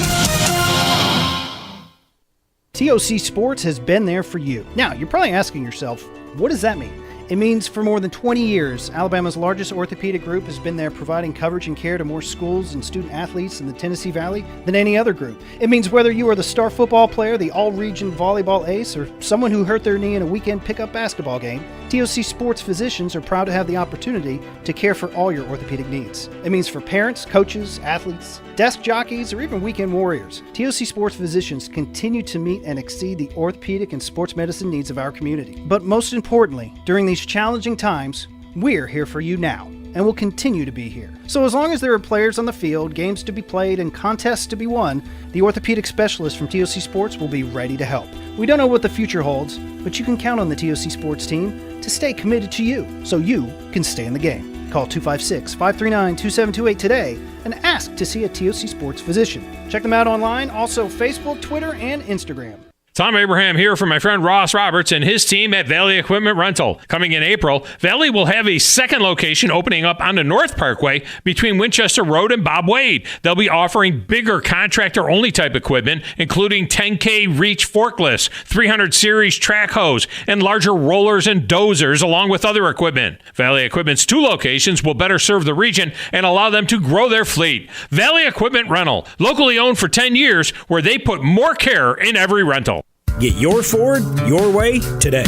Hey folks, Bobby White back again for Woody Anderson Ford, and we've got F-150s in stock right now. We have F-150s on the ground so you can climb behind the wheel and take a test drive today. Plus at Woody Anderson Ford, our 2021 F-150s come with $1,000 in bonus cash, along with financing as low as 0% for up to 60 months with your good credit. This offer ends February 28th. To be clear, these F-150s are in stock today, ready for your garage tonight. Now let's talk about making a custom factory order. Not only is there no extra cost to custom order, but you'll get $1,000 off MSRP on top of any additional factory rebates on 2022 F-150, Explorer, Ranger, Expedition, and Mustang. Go to WoodyAndersonFord.com and you'll see how easy it is. And speaking of easy, our service department is now offering free pickup and delivery when it's time for your next Ford service. Ask about it at Woody Anderson Ford, the corner of Jordan and Sparkman. Look forward to seeing you. Thom Abraham here from my friend Brian Hamaker and his team at North Alabama Mortgage. Look, buying a home is the biggest purchase you will make in your life, and it can be a bit intimidating, so you want people that can help walk you through the mortgage process and get you the best deal possible. That's what North Alabama Mortgage does, and they do it in Alabama, Tennessee, and Florida, from first-time purchases to refis, conventional, VA, FHA, and USDA loans. They have the solution at North Alabama Mortgage. Visit NorthAlabamaMortgage.com to learn more. That's NorthAlabamaMortgage.com. This is Wes Neighbors talking to Chris Haygood of Bob Wallace Appliance. Chris, what sets you apart from other appliance dealerships? Wes, these appliances are going into the most used room in your house, your kitchen. The way we have these appliances displayed, it's easy for you to visualize how they'll look in your home. Wes, what sets us apart is the people. They're well trained. In fact, they live and breathe these appliances. And if you need service, you'll really appreciate our parts department. Contact Bob Wallace Appliance at 256-533-2121. From the Fox 54 Weather Center, I'm Chief Meteorologist Jordan Dressman. A mostly cloudy to overcast sky this afternoon. It does look like a good majority of us might actually end up staying dry, but certainly a couple of scattered showers can't be ruled out. Temperatures hanging out in the mid and upper 50s. Some of us might get lucky enough to crack the lower 60s, dropping into the mid 40s as we head into the overnight. Much the same for your Thursday, mostly cloudy or an overcast sky. A few scattered showers are possible. We will be a little warmer. Highs hanging out in the upper 60s and lower 70s. I'm Chief Meteorologist Jordan Dressman on your home for ESPN Radio, 97.7 ESPN The Zone. Leaving his mark on sports talk radio with a paddle. Thank you, sir. May I have another? Join Wes Neighbors weekday afternoons on The Drive, 97.7 ESPN The Zone. This is Paul Feinbaum. Listen to me coming up today at 2. Now back to the Thom Abraham Show on 97.7 ESPN The Zone. I'm ready.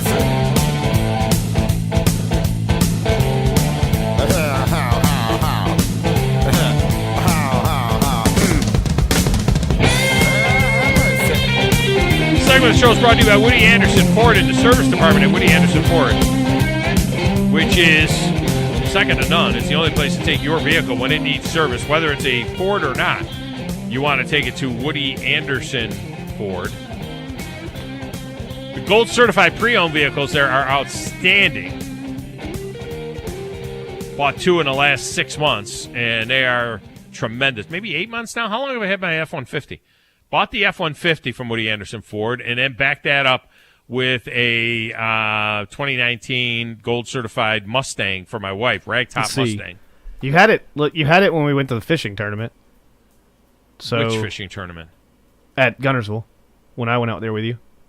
No. I think you've had it that long, haven't you? No. Are you sure? You sure you didn't have the truck then? No, I used my son's truck that day. I remember being in a white truck. Are you sure? Oh, it might have been my Expedition. No. I think it was the truck. Have I had the because I had to drive the truck. Yeah, because I had to move the. Maybe I've had my I had to move the trailer. It feels like it's brand new still. Maybe I've had the F-150. It wasn't the Expedition. I remember it was your truck. I'm pretty sure it was brand. Yeah. Well, in any event, you can get one. Looks just like it almost. Mine's kind of tricked out a little bit because I'm a little bit of a gearhead, so I've done some things to mine. But you can get one right there at Woody Anderson Ford, Woody Anderson of Madison as well. They're playing hockey at Nissan Stadium on Saturday night. I know football fans that won't go to a Titans game if it's under 50 degrees. This is going to be really interesting. I'm sure it'll be sold out because of the novelty of the whole thing. But the Predators will be playing the Tampa Bay Lightning, and joining us now to talk about that and other things puck-worthy is the one and only Greg Wyshynski from ESPN.com. Greg, welcome back. How are you? Doing well. How are you? I am fantastic. I'm looking forward to Saturday night at the revised hockey barn at Nissan Stadium.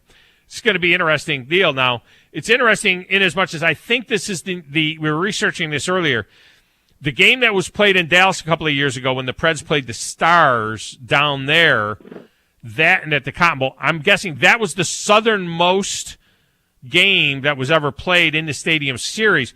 But the weather is almost identical for this one. It started in the low 40s and dropped into the 30s at night, and that's pretty much what we're looking at in Nashville on Saturday night. So, right now, like yesterday, it was 69 degrees here, but Saturday night it's going to be in the high 30s. So weather won't be an issue at all, and I don't know what they were hoping for.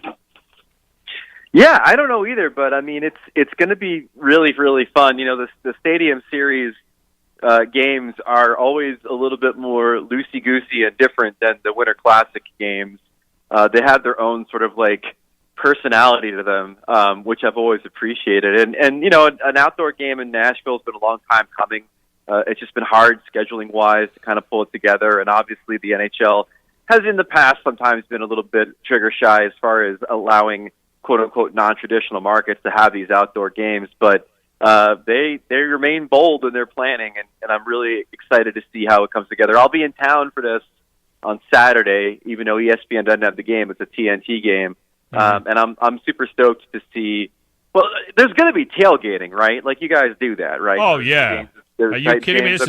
This is SEC country. Tailgating, they say in the Big Ten, the tailgate starts 4 hours before the game.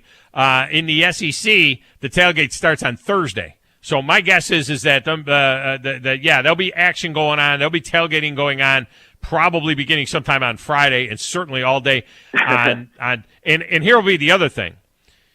With the honky tonks and all that other kind of stuff around the area, I mean, there's going to be some great music. I assume they're going to have some stages set up. There'll be great music during the day on Saturday as well, before this whole thing. The one thing we won't have to worry about is brilliant sunshine off of the ice like they had in California a couple of years ago at Tahoe, because it's going to be cloudy, and there's about a 40% chance of rain. What do they do? Have we had rain at these games before? I know we've had snow, and it's glorious, but have we had rain, like a steady rain? Yeah, and it's the worst. They'll have to postpone it. They'll have to move. So they stop in the rain, not drizzle though. If it's a little drizzle, they'll play. What about drizzle? The worst. Well, even then, it's a little dicey. I mean, in talking to the folks that create the ice for these games, they'll always tell you that snow, no problem. Super cold, no problem. Even when it's slightly warmer, not a problem because they can keep the ice, at a certain temperature and not have to worry about it.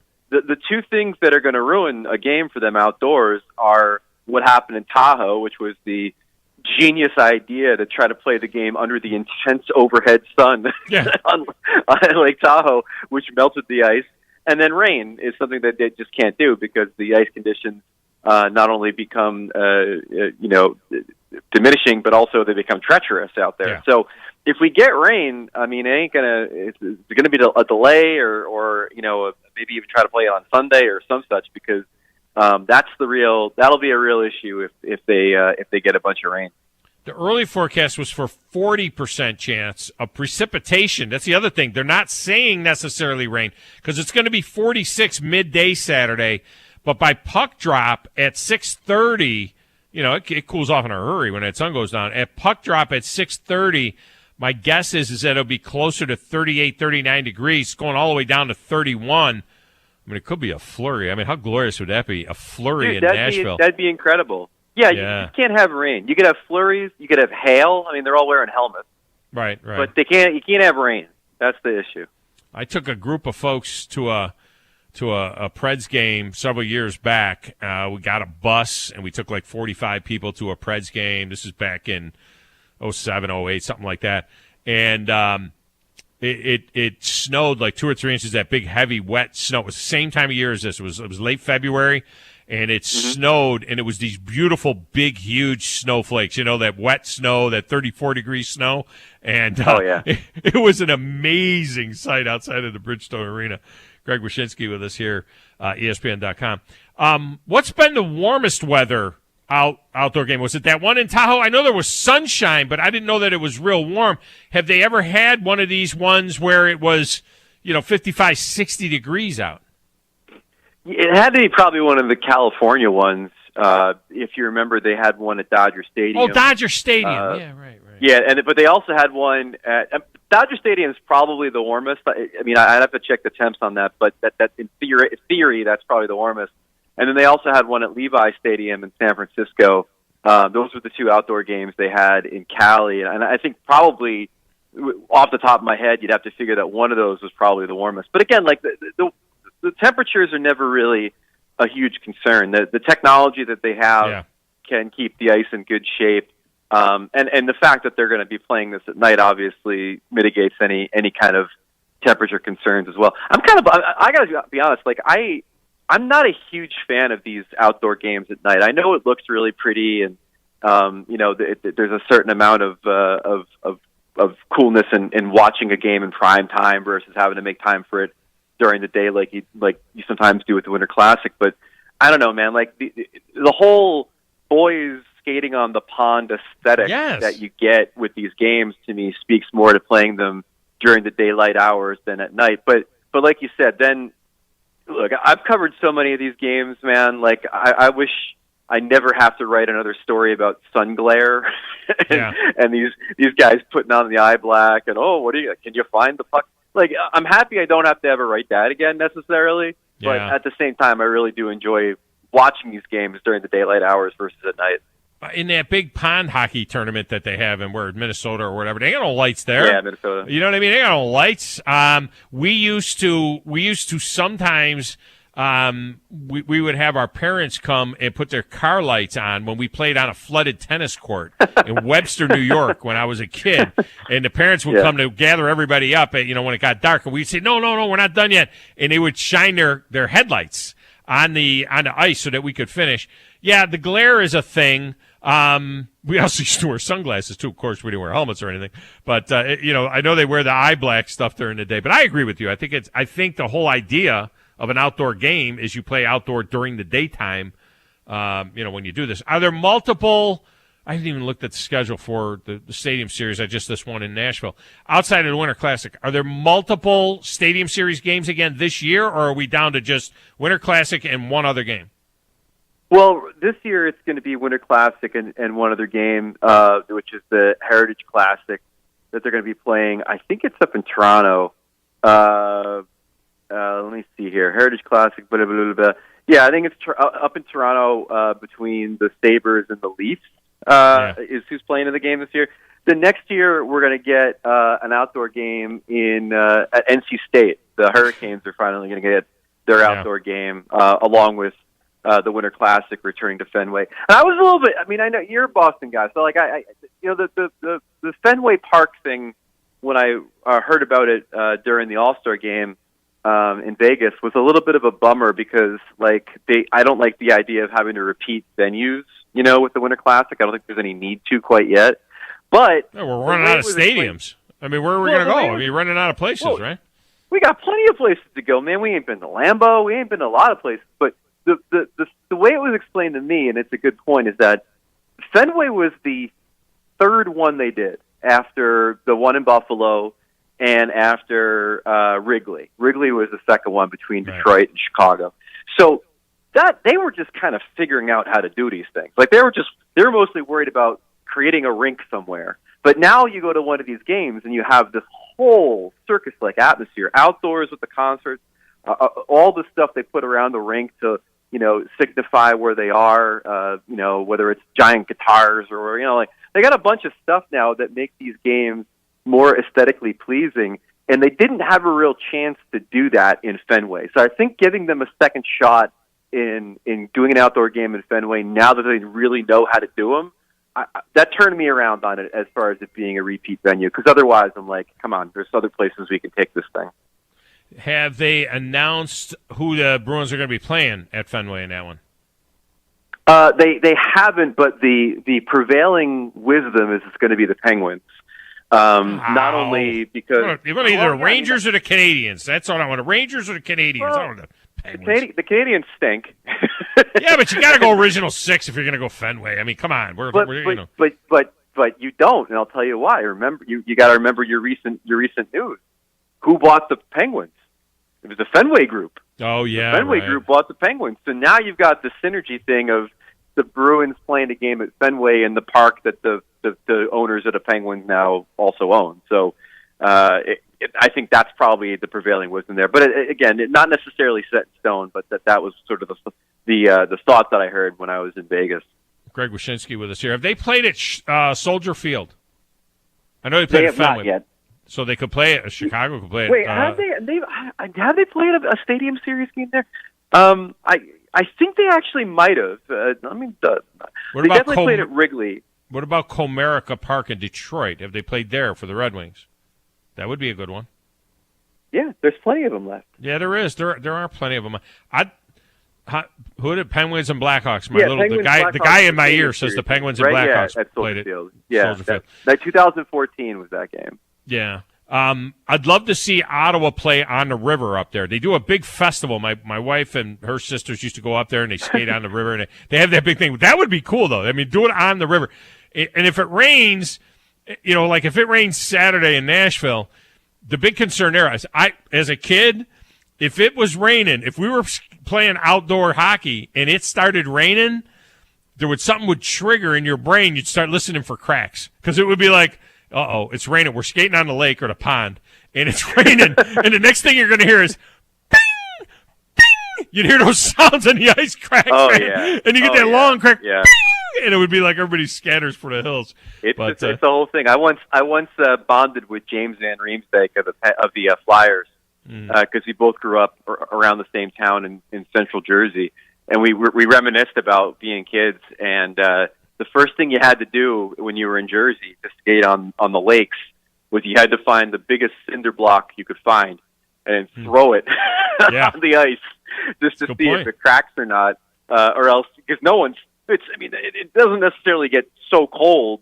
that you're convinced that the lakes are stable enough. So you got to go find something to throw on there before you skate out there. Terry Crisp and I were talking about a few years back. We were reminiscing about how we used to stick magazines in our socks in the front as shin guards. We would take you take a couple of you get like a Playboy or something like that, something thick, and you'd stick that down in your sock, and it would be your shin guard, because you get out there and guys just they'd slap at your shins thinking that nobody's got shin guards on, and we'd have magazines in there, so that was always a good thing. By the way, the uniforms, I do not like the Nashville uniform. I hate the Nashville uniform. It's too busy in the front. That's Smashville. I like the term Smashville, but maybe it should have just said Smash, or maybe just had the guitar pick or something. I'm not a fan of that. On the other hand, Tampa Bay, they need to wear that. I mean, they need to wear that all the time. I love that Tampa Bay Lightning jersey. That deal there, and that number scheme that is on there, is that font. I think the Lightning should wear that jersey like as half their games. Yeah, they've started to do this sort of thing with some of these Stadium Series jerseys, and even the Winter Classic ones now, where they're going with like alternative names and such, like Smashville on the front. They obviously did some abbreviations on the front of the Minnesota Wild jersey for the Winter Classic too. But yeah, that Bolts one's kind of fun. It's a cool looking jersey. their normal everyday jerseys kind of have taken some criticism for being a little bit too plain.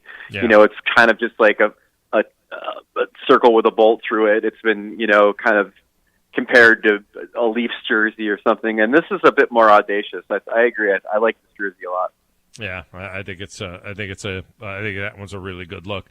And as for how things are going, I mean, it's been a minute since the Preds were rolling there. They had the best record in the West there for a minute, and they slipped a little bit and fallen back in that number one playoff transfer spot right now. But just the scoring system of hockey is going to leave so many people in this thing where in 1 minute you could be leading your division and the next minute you're hanging by a thread. We're getting all these games in, right? I mean, this problem that they had with Canada and everything else, it looks like we're starting to kind of close the gap. A high of maybe 53 games played by a low of about 48 games played, but it looks like for the most part, everybody is right around that 50 number. We're going to get all of this figured out and get everybody to 82, I imagine. Oh God, yeah. Them not going to the Olympics allowed them to make up a bunch of games during the break. There was never really going to be a threat of them having to extend the season at all. The Stanley Cup playoffs already are going to be, you know, inching into like late June, July, just because of the way the schedule is structured. So they'll get everything in. The Preds are a fascinating team, though, man. Like, you know, you're right. There's been some ebbs and flows as far as their place in the schedule, but then they go and pop off a win like last night. I mean, you cannot underscore enough how incredible that win was last night. Florida never loses at home, and they were just absolutely crushing teams on home ice leading into that game. The Predators start Dave Rittich instead of UC Soros, and they rally with a couple goals in 37 seconds to tie the game in the second, then pull ahead and win in the third period. I think two things from that game. One, it showed that if pressed, the Predators can hang offensively with a team like Florida, which is is remarkable. I mean, Florida is the best offensive team in the league, the only team averaging over 4 goals a game. And then the other thing is I think we learned a little thing about the Panthers, which their defenseman Radko Gudas mentioned after the game, which is they're still kind of learning how to be a contender, man. You know, they can outscore anybody in this league, but if you can't hold on to a lead or put the pedal down defensively when necessary, you're not going to win. And in that third period, they tried to get too fancy. They tried to play too much Panthers offensive hockey at a time when they should have been trying to figure out how to stop them. And it reminds me of the old days of the Tampa Bay Lightning. The Lightning had to figure out how to play defense in order to win a Stanley Cup. And I feel like the Panthers are kind of in that spot right now. They can outscore anybody, but if they can't defend, you're not going to win the Cup. Preds 10-12 in their last 22, and that kind of coincided with the postponements. You know, they had the hole in the schedule there, and you had the postponements and so on. And then, since returning, and with hockey, it's just one of those things you think, oh, well, this would be great if they had a break and they'll come back fresh. Yeah, you got to kind of play. You know what I mean? I think you got to be playing for it to work when it comes to hockey. But you always say you want to be hot at the end. There's no sense being hot in January. You need to be hot, going into the playoffs, and I think they have that chance. To speak to what you said before, man, it is the biggest disparity I've ever seen between the two conferences. The Eastern Conference is set. Like, there's nobody rallying to take a playoff spot. The teams that are in playoff spots now are going to be your playoff teams. Yeah. And I've never seen it settled this early in one conference and have the other conference be as up in the air as it is. And I mean, you do have your Titans over in the West that are obviously going to be in good shape, but you look down towards the third place teams in these divisions and the wild card, and you've got just a ton of teams that are still in the hunt, including the Ducks, who got a huge win last night over San Jose. Well, I mean, the Avs, they got the best record in the league, and then the next best team in the Western Conference would be like 6th in the Eastern Conference. I mean, they only have one 70-point team, I think, in the entire West, and that's the Avs. And everybody else is like 66 is where, 66 gets you barely in the playoffs. You'd be a wild card team, but barely in the playoffs if you were in the East, and that's the second best record in the West. So yeah, you're right. But when we get to playoff time, everything changes anyway. All right, man. Well, enjoy your trip to Smashville and take in the Honky Tonks. Have a good day there, and we'll look forward to keeping the conversation going as we steamroll towards the last 30 games of the season. I appreciate it very much. Looking to have some hot catfish in my gullet. Not a hot chicken guy when I'm there. I'm a hot catfish guy when I'm there. All right. Well, enjoy the catfish. Get down to Tootsie's or up to Rippy's, up on the roof at Rippy's would be great. You know, one of those joints like that. Those are all good places. So it's going to be fun. It's going to be a great visual as well, I think. Cool. All right, man. Appreciate Take care, you. Man. All right. See you. All right, we're going to break. We'll come back. Final segment. You guys have dodged the story. I don't think I have enough time to tell the story, and I'm saving it. It'll be good tomorrow. It'll be good the next day. It'll be good forever. It's the Thom Abraham Show, 97.7 ESPN The Zone.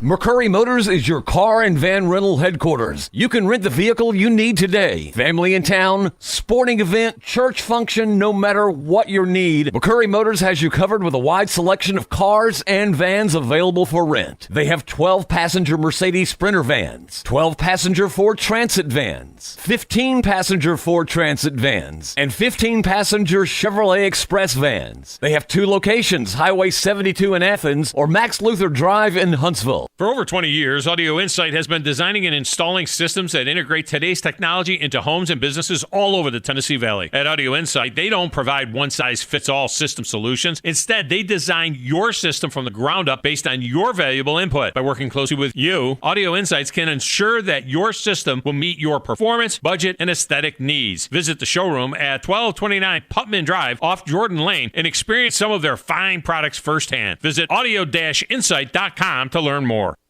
Saving at the Home Depot means you can do more for less. Like making dishwashing easier with this KitchenAid dishwasher, complete with 3rd-level rack and a Pro Wash cycle that adapts to each load. Enjoy savings on top-rated appliances online, in-store, or on the Home Depot app. The Home Depot. How doers get more done. U.S. only while supplies last. Valid February 10th through March 2nd, 2022. Free delivery applies to orders of $396 or more. This is Wes Neighbors talking to Chris Haygood of Bob Wallace Appliance. Chris, what sets you apart from other appliance dealerships? Wes, these appliances are going into the most used room in your house, your kitchen. The way we have these appliances displayed, it's easy for you to visualize how they'll look in your home. Wes, what sets us apart is the people. They're well trained. In fact, they live and breathe these appliances. And if you need service, you'll really appreciate our parts department. Contact Bob Wallace Appliance at 256-533-2121. From the Fox 54 Weather Center, I'm Chief Meteorologist Jordan Dressman. A mostly cloudy to overcast sky this afternoon. It does look like a good majority of us might actually end up staying dry, but certainly a couple of scattered showers can't be ruled out. Temperatures hanging out in the mid and upper 50s. Some of us might get lucky enough to crack the lower 60s. Dropping into the mid 40s as we head into the overnight. Much the same for your Thursday. Mostly cloudy or an overcast sky. A few scattered showers are possible. We will be a little warmer. Highs hanging out in the upper 60s and lower 70s. I'm Chief Meteorologist Jordan Dressman on your home for ESPN Radio, 97.7 ESPN The Zone. Roll Tide! Roll Tide! The journey for 19 begins this year.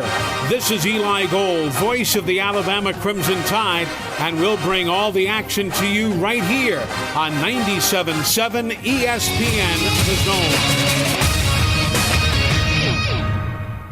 So I'm going to watch it on TV. The game's on. Oh, I almost forgot. I'll be right there.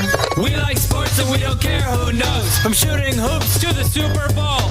We like sports and we don't care who knows. Football, tennis, hockey, golf. The game is starting. Everyone is here. I got my snacks, my friends, and a beer. So I'm going to watch it on TV. Are you ready for the football? A Monday night party! So I'm going to watch it on TV.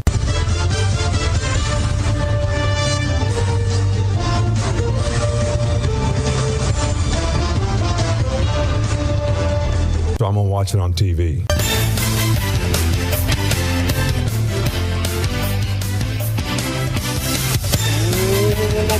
What to watch on TV tonight is brought to you by Audio Insight. By the way, Dave Bond called me yesterday. Remember, I speculated, I don't know if they do, security systems. They don't. They don't. You know why they don't do security systems? Because they're too busy putting in great audio visual systems all throughout the Tennessee Valley. They've been doing it for over 20 years. And whether it's a new build, like you may be building a new home and you want to have all of this great work done, and make sure that your house is wired perfectly for sound, or have the TV positions exactly where you want them, or the projection screens, whatever. They do all of that. Or if it's a retrofit.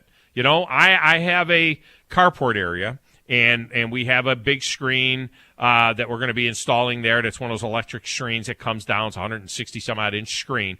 But I don't have the projector yet. And I'm going to need the projector, and I'm going to need it installed and so on so that we can watch movies and games and things like that out on the, in the carport, which we're turning into a covered porch area, if you will.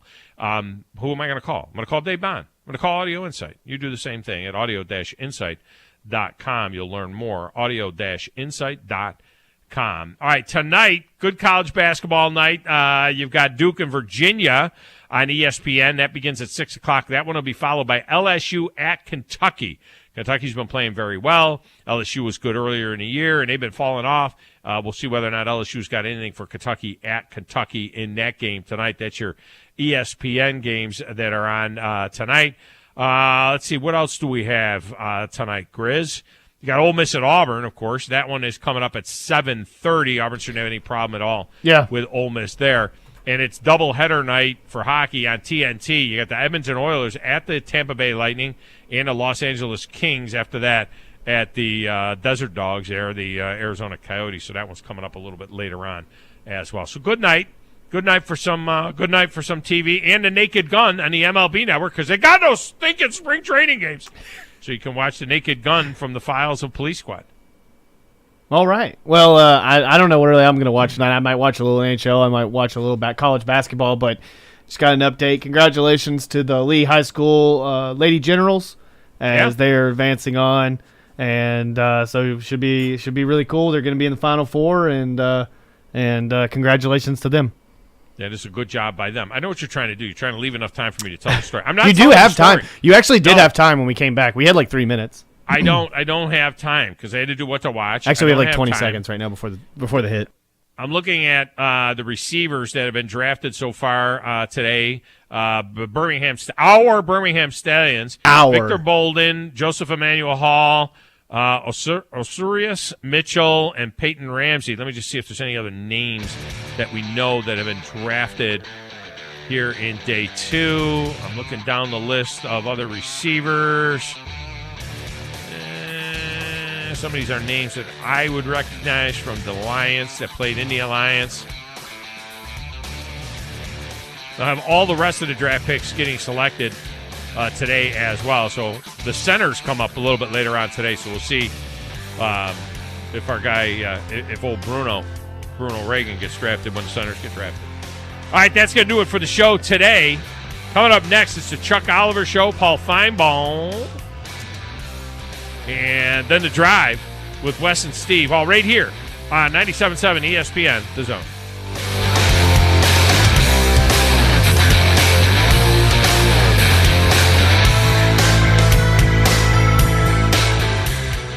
Are you in the market for a recreational vehicle? Do you want to get out and see more of this beautiful country? Well, imagine hearing the laughter of your little ones enjoying gooey s'mores by a cozy campfire and making lasting memories with your friends and family from the comfort of a new camper. We can make your dreams come true at Hall's RV. With over 15 years in the camping business, we know how to get our customers into the perfect camper. We have several models and floor plans here for you to choose from, both new and used. We're family owned and operated with fantastic deals and great service.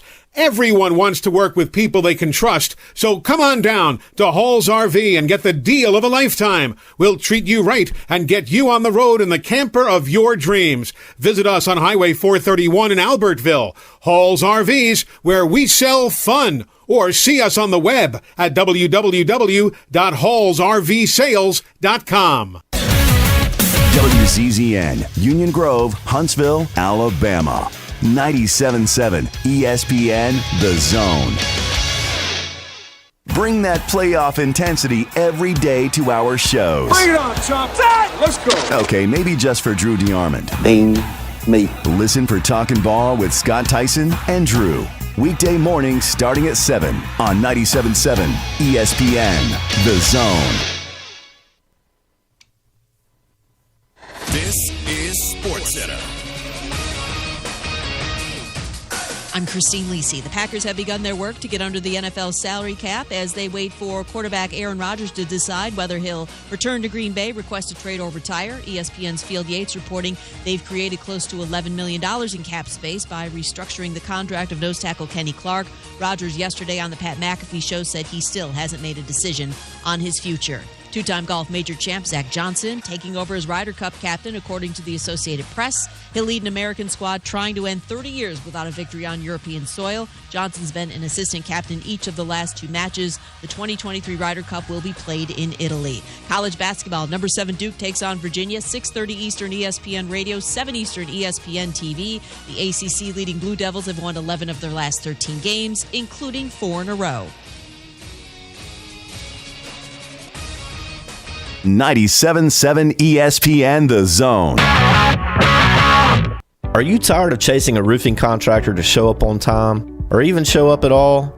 I'm Sam Fleming with Fleming Roofing and Restoration. Our motto at Fleming Roofing is we show up. Our goal at Fleming Roofing is to provide the reliable customer service that you deserve, and we have the resources to meet all of your roofing needs: residential, commercial, industrial, replacement, or repairs. We are manufacturer certified for roof coatings, single-ply membranes, and asphalt shingles. Whenever you need a roofing professional you can count on, call Fleming Roofing and Restoration. We are committed to finding the solution that meets your needs. We don't have quotas or heavy-handed sales tactics.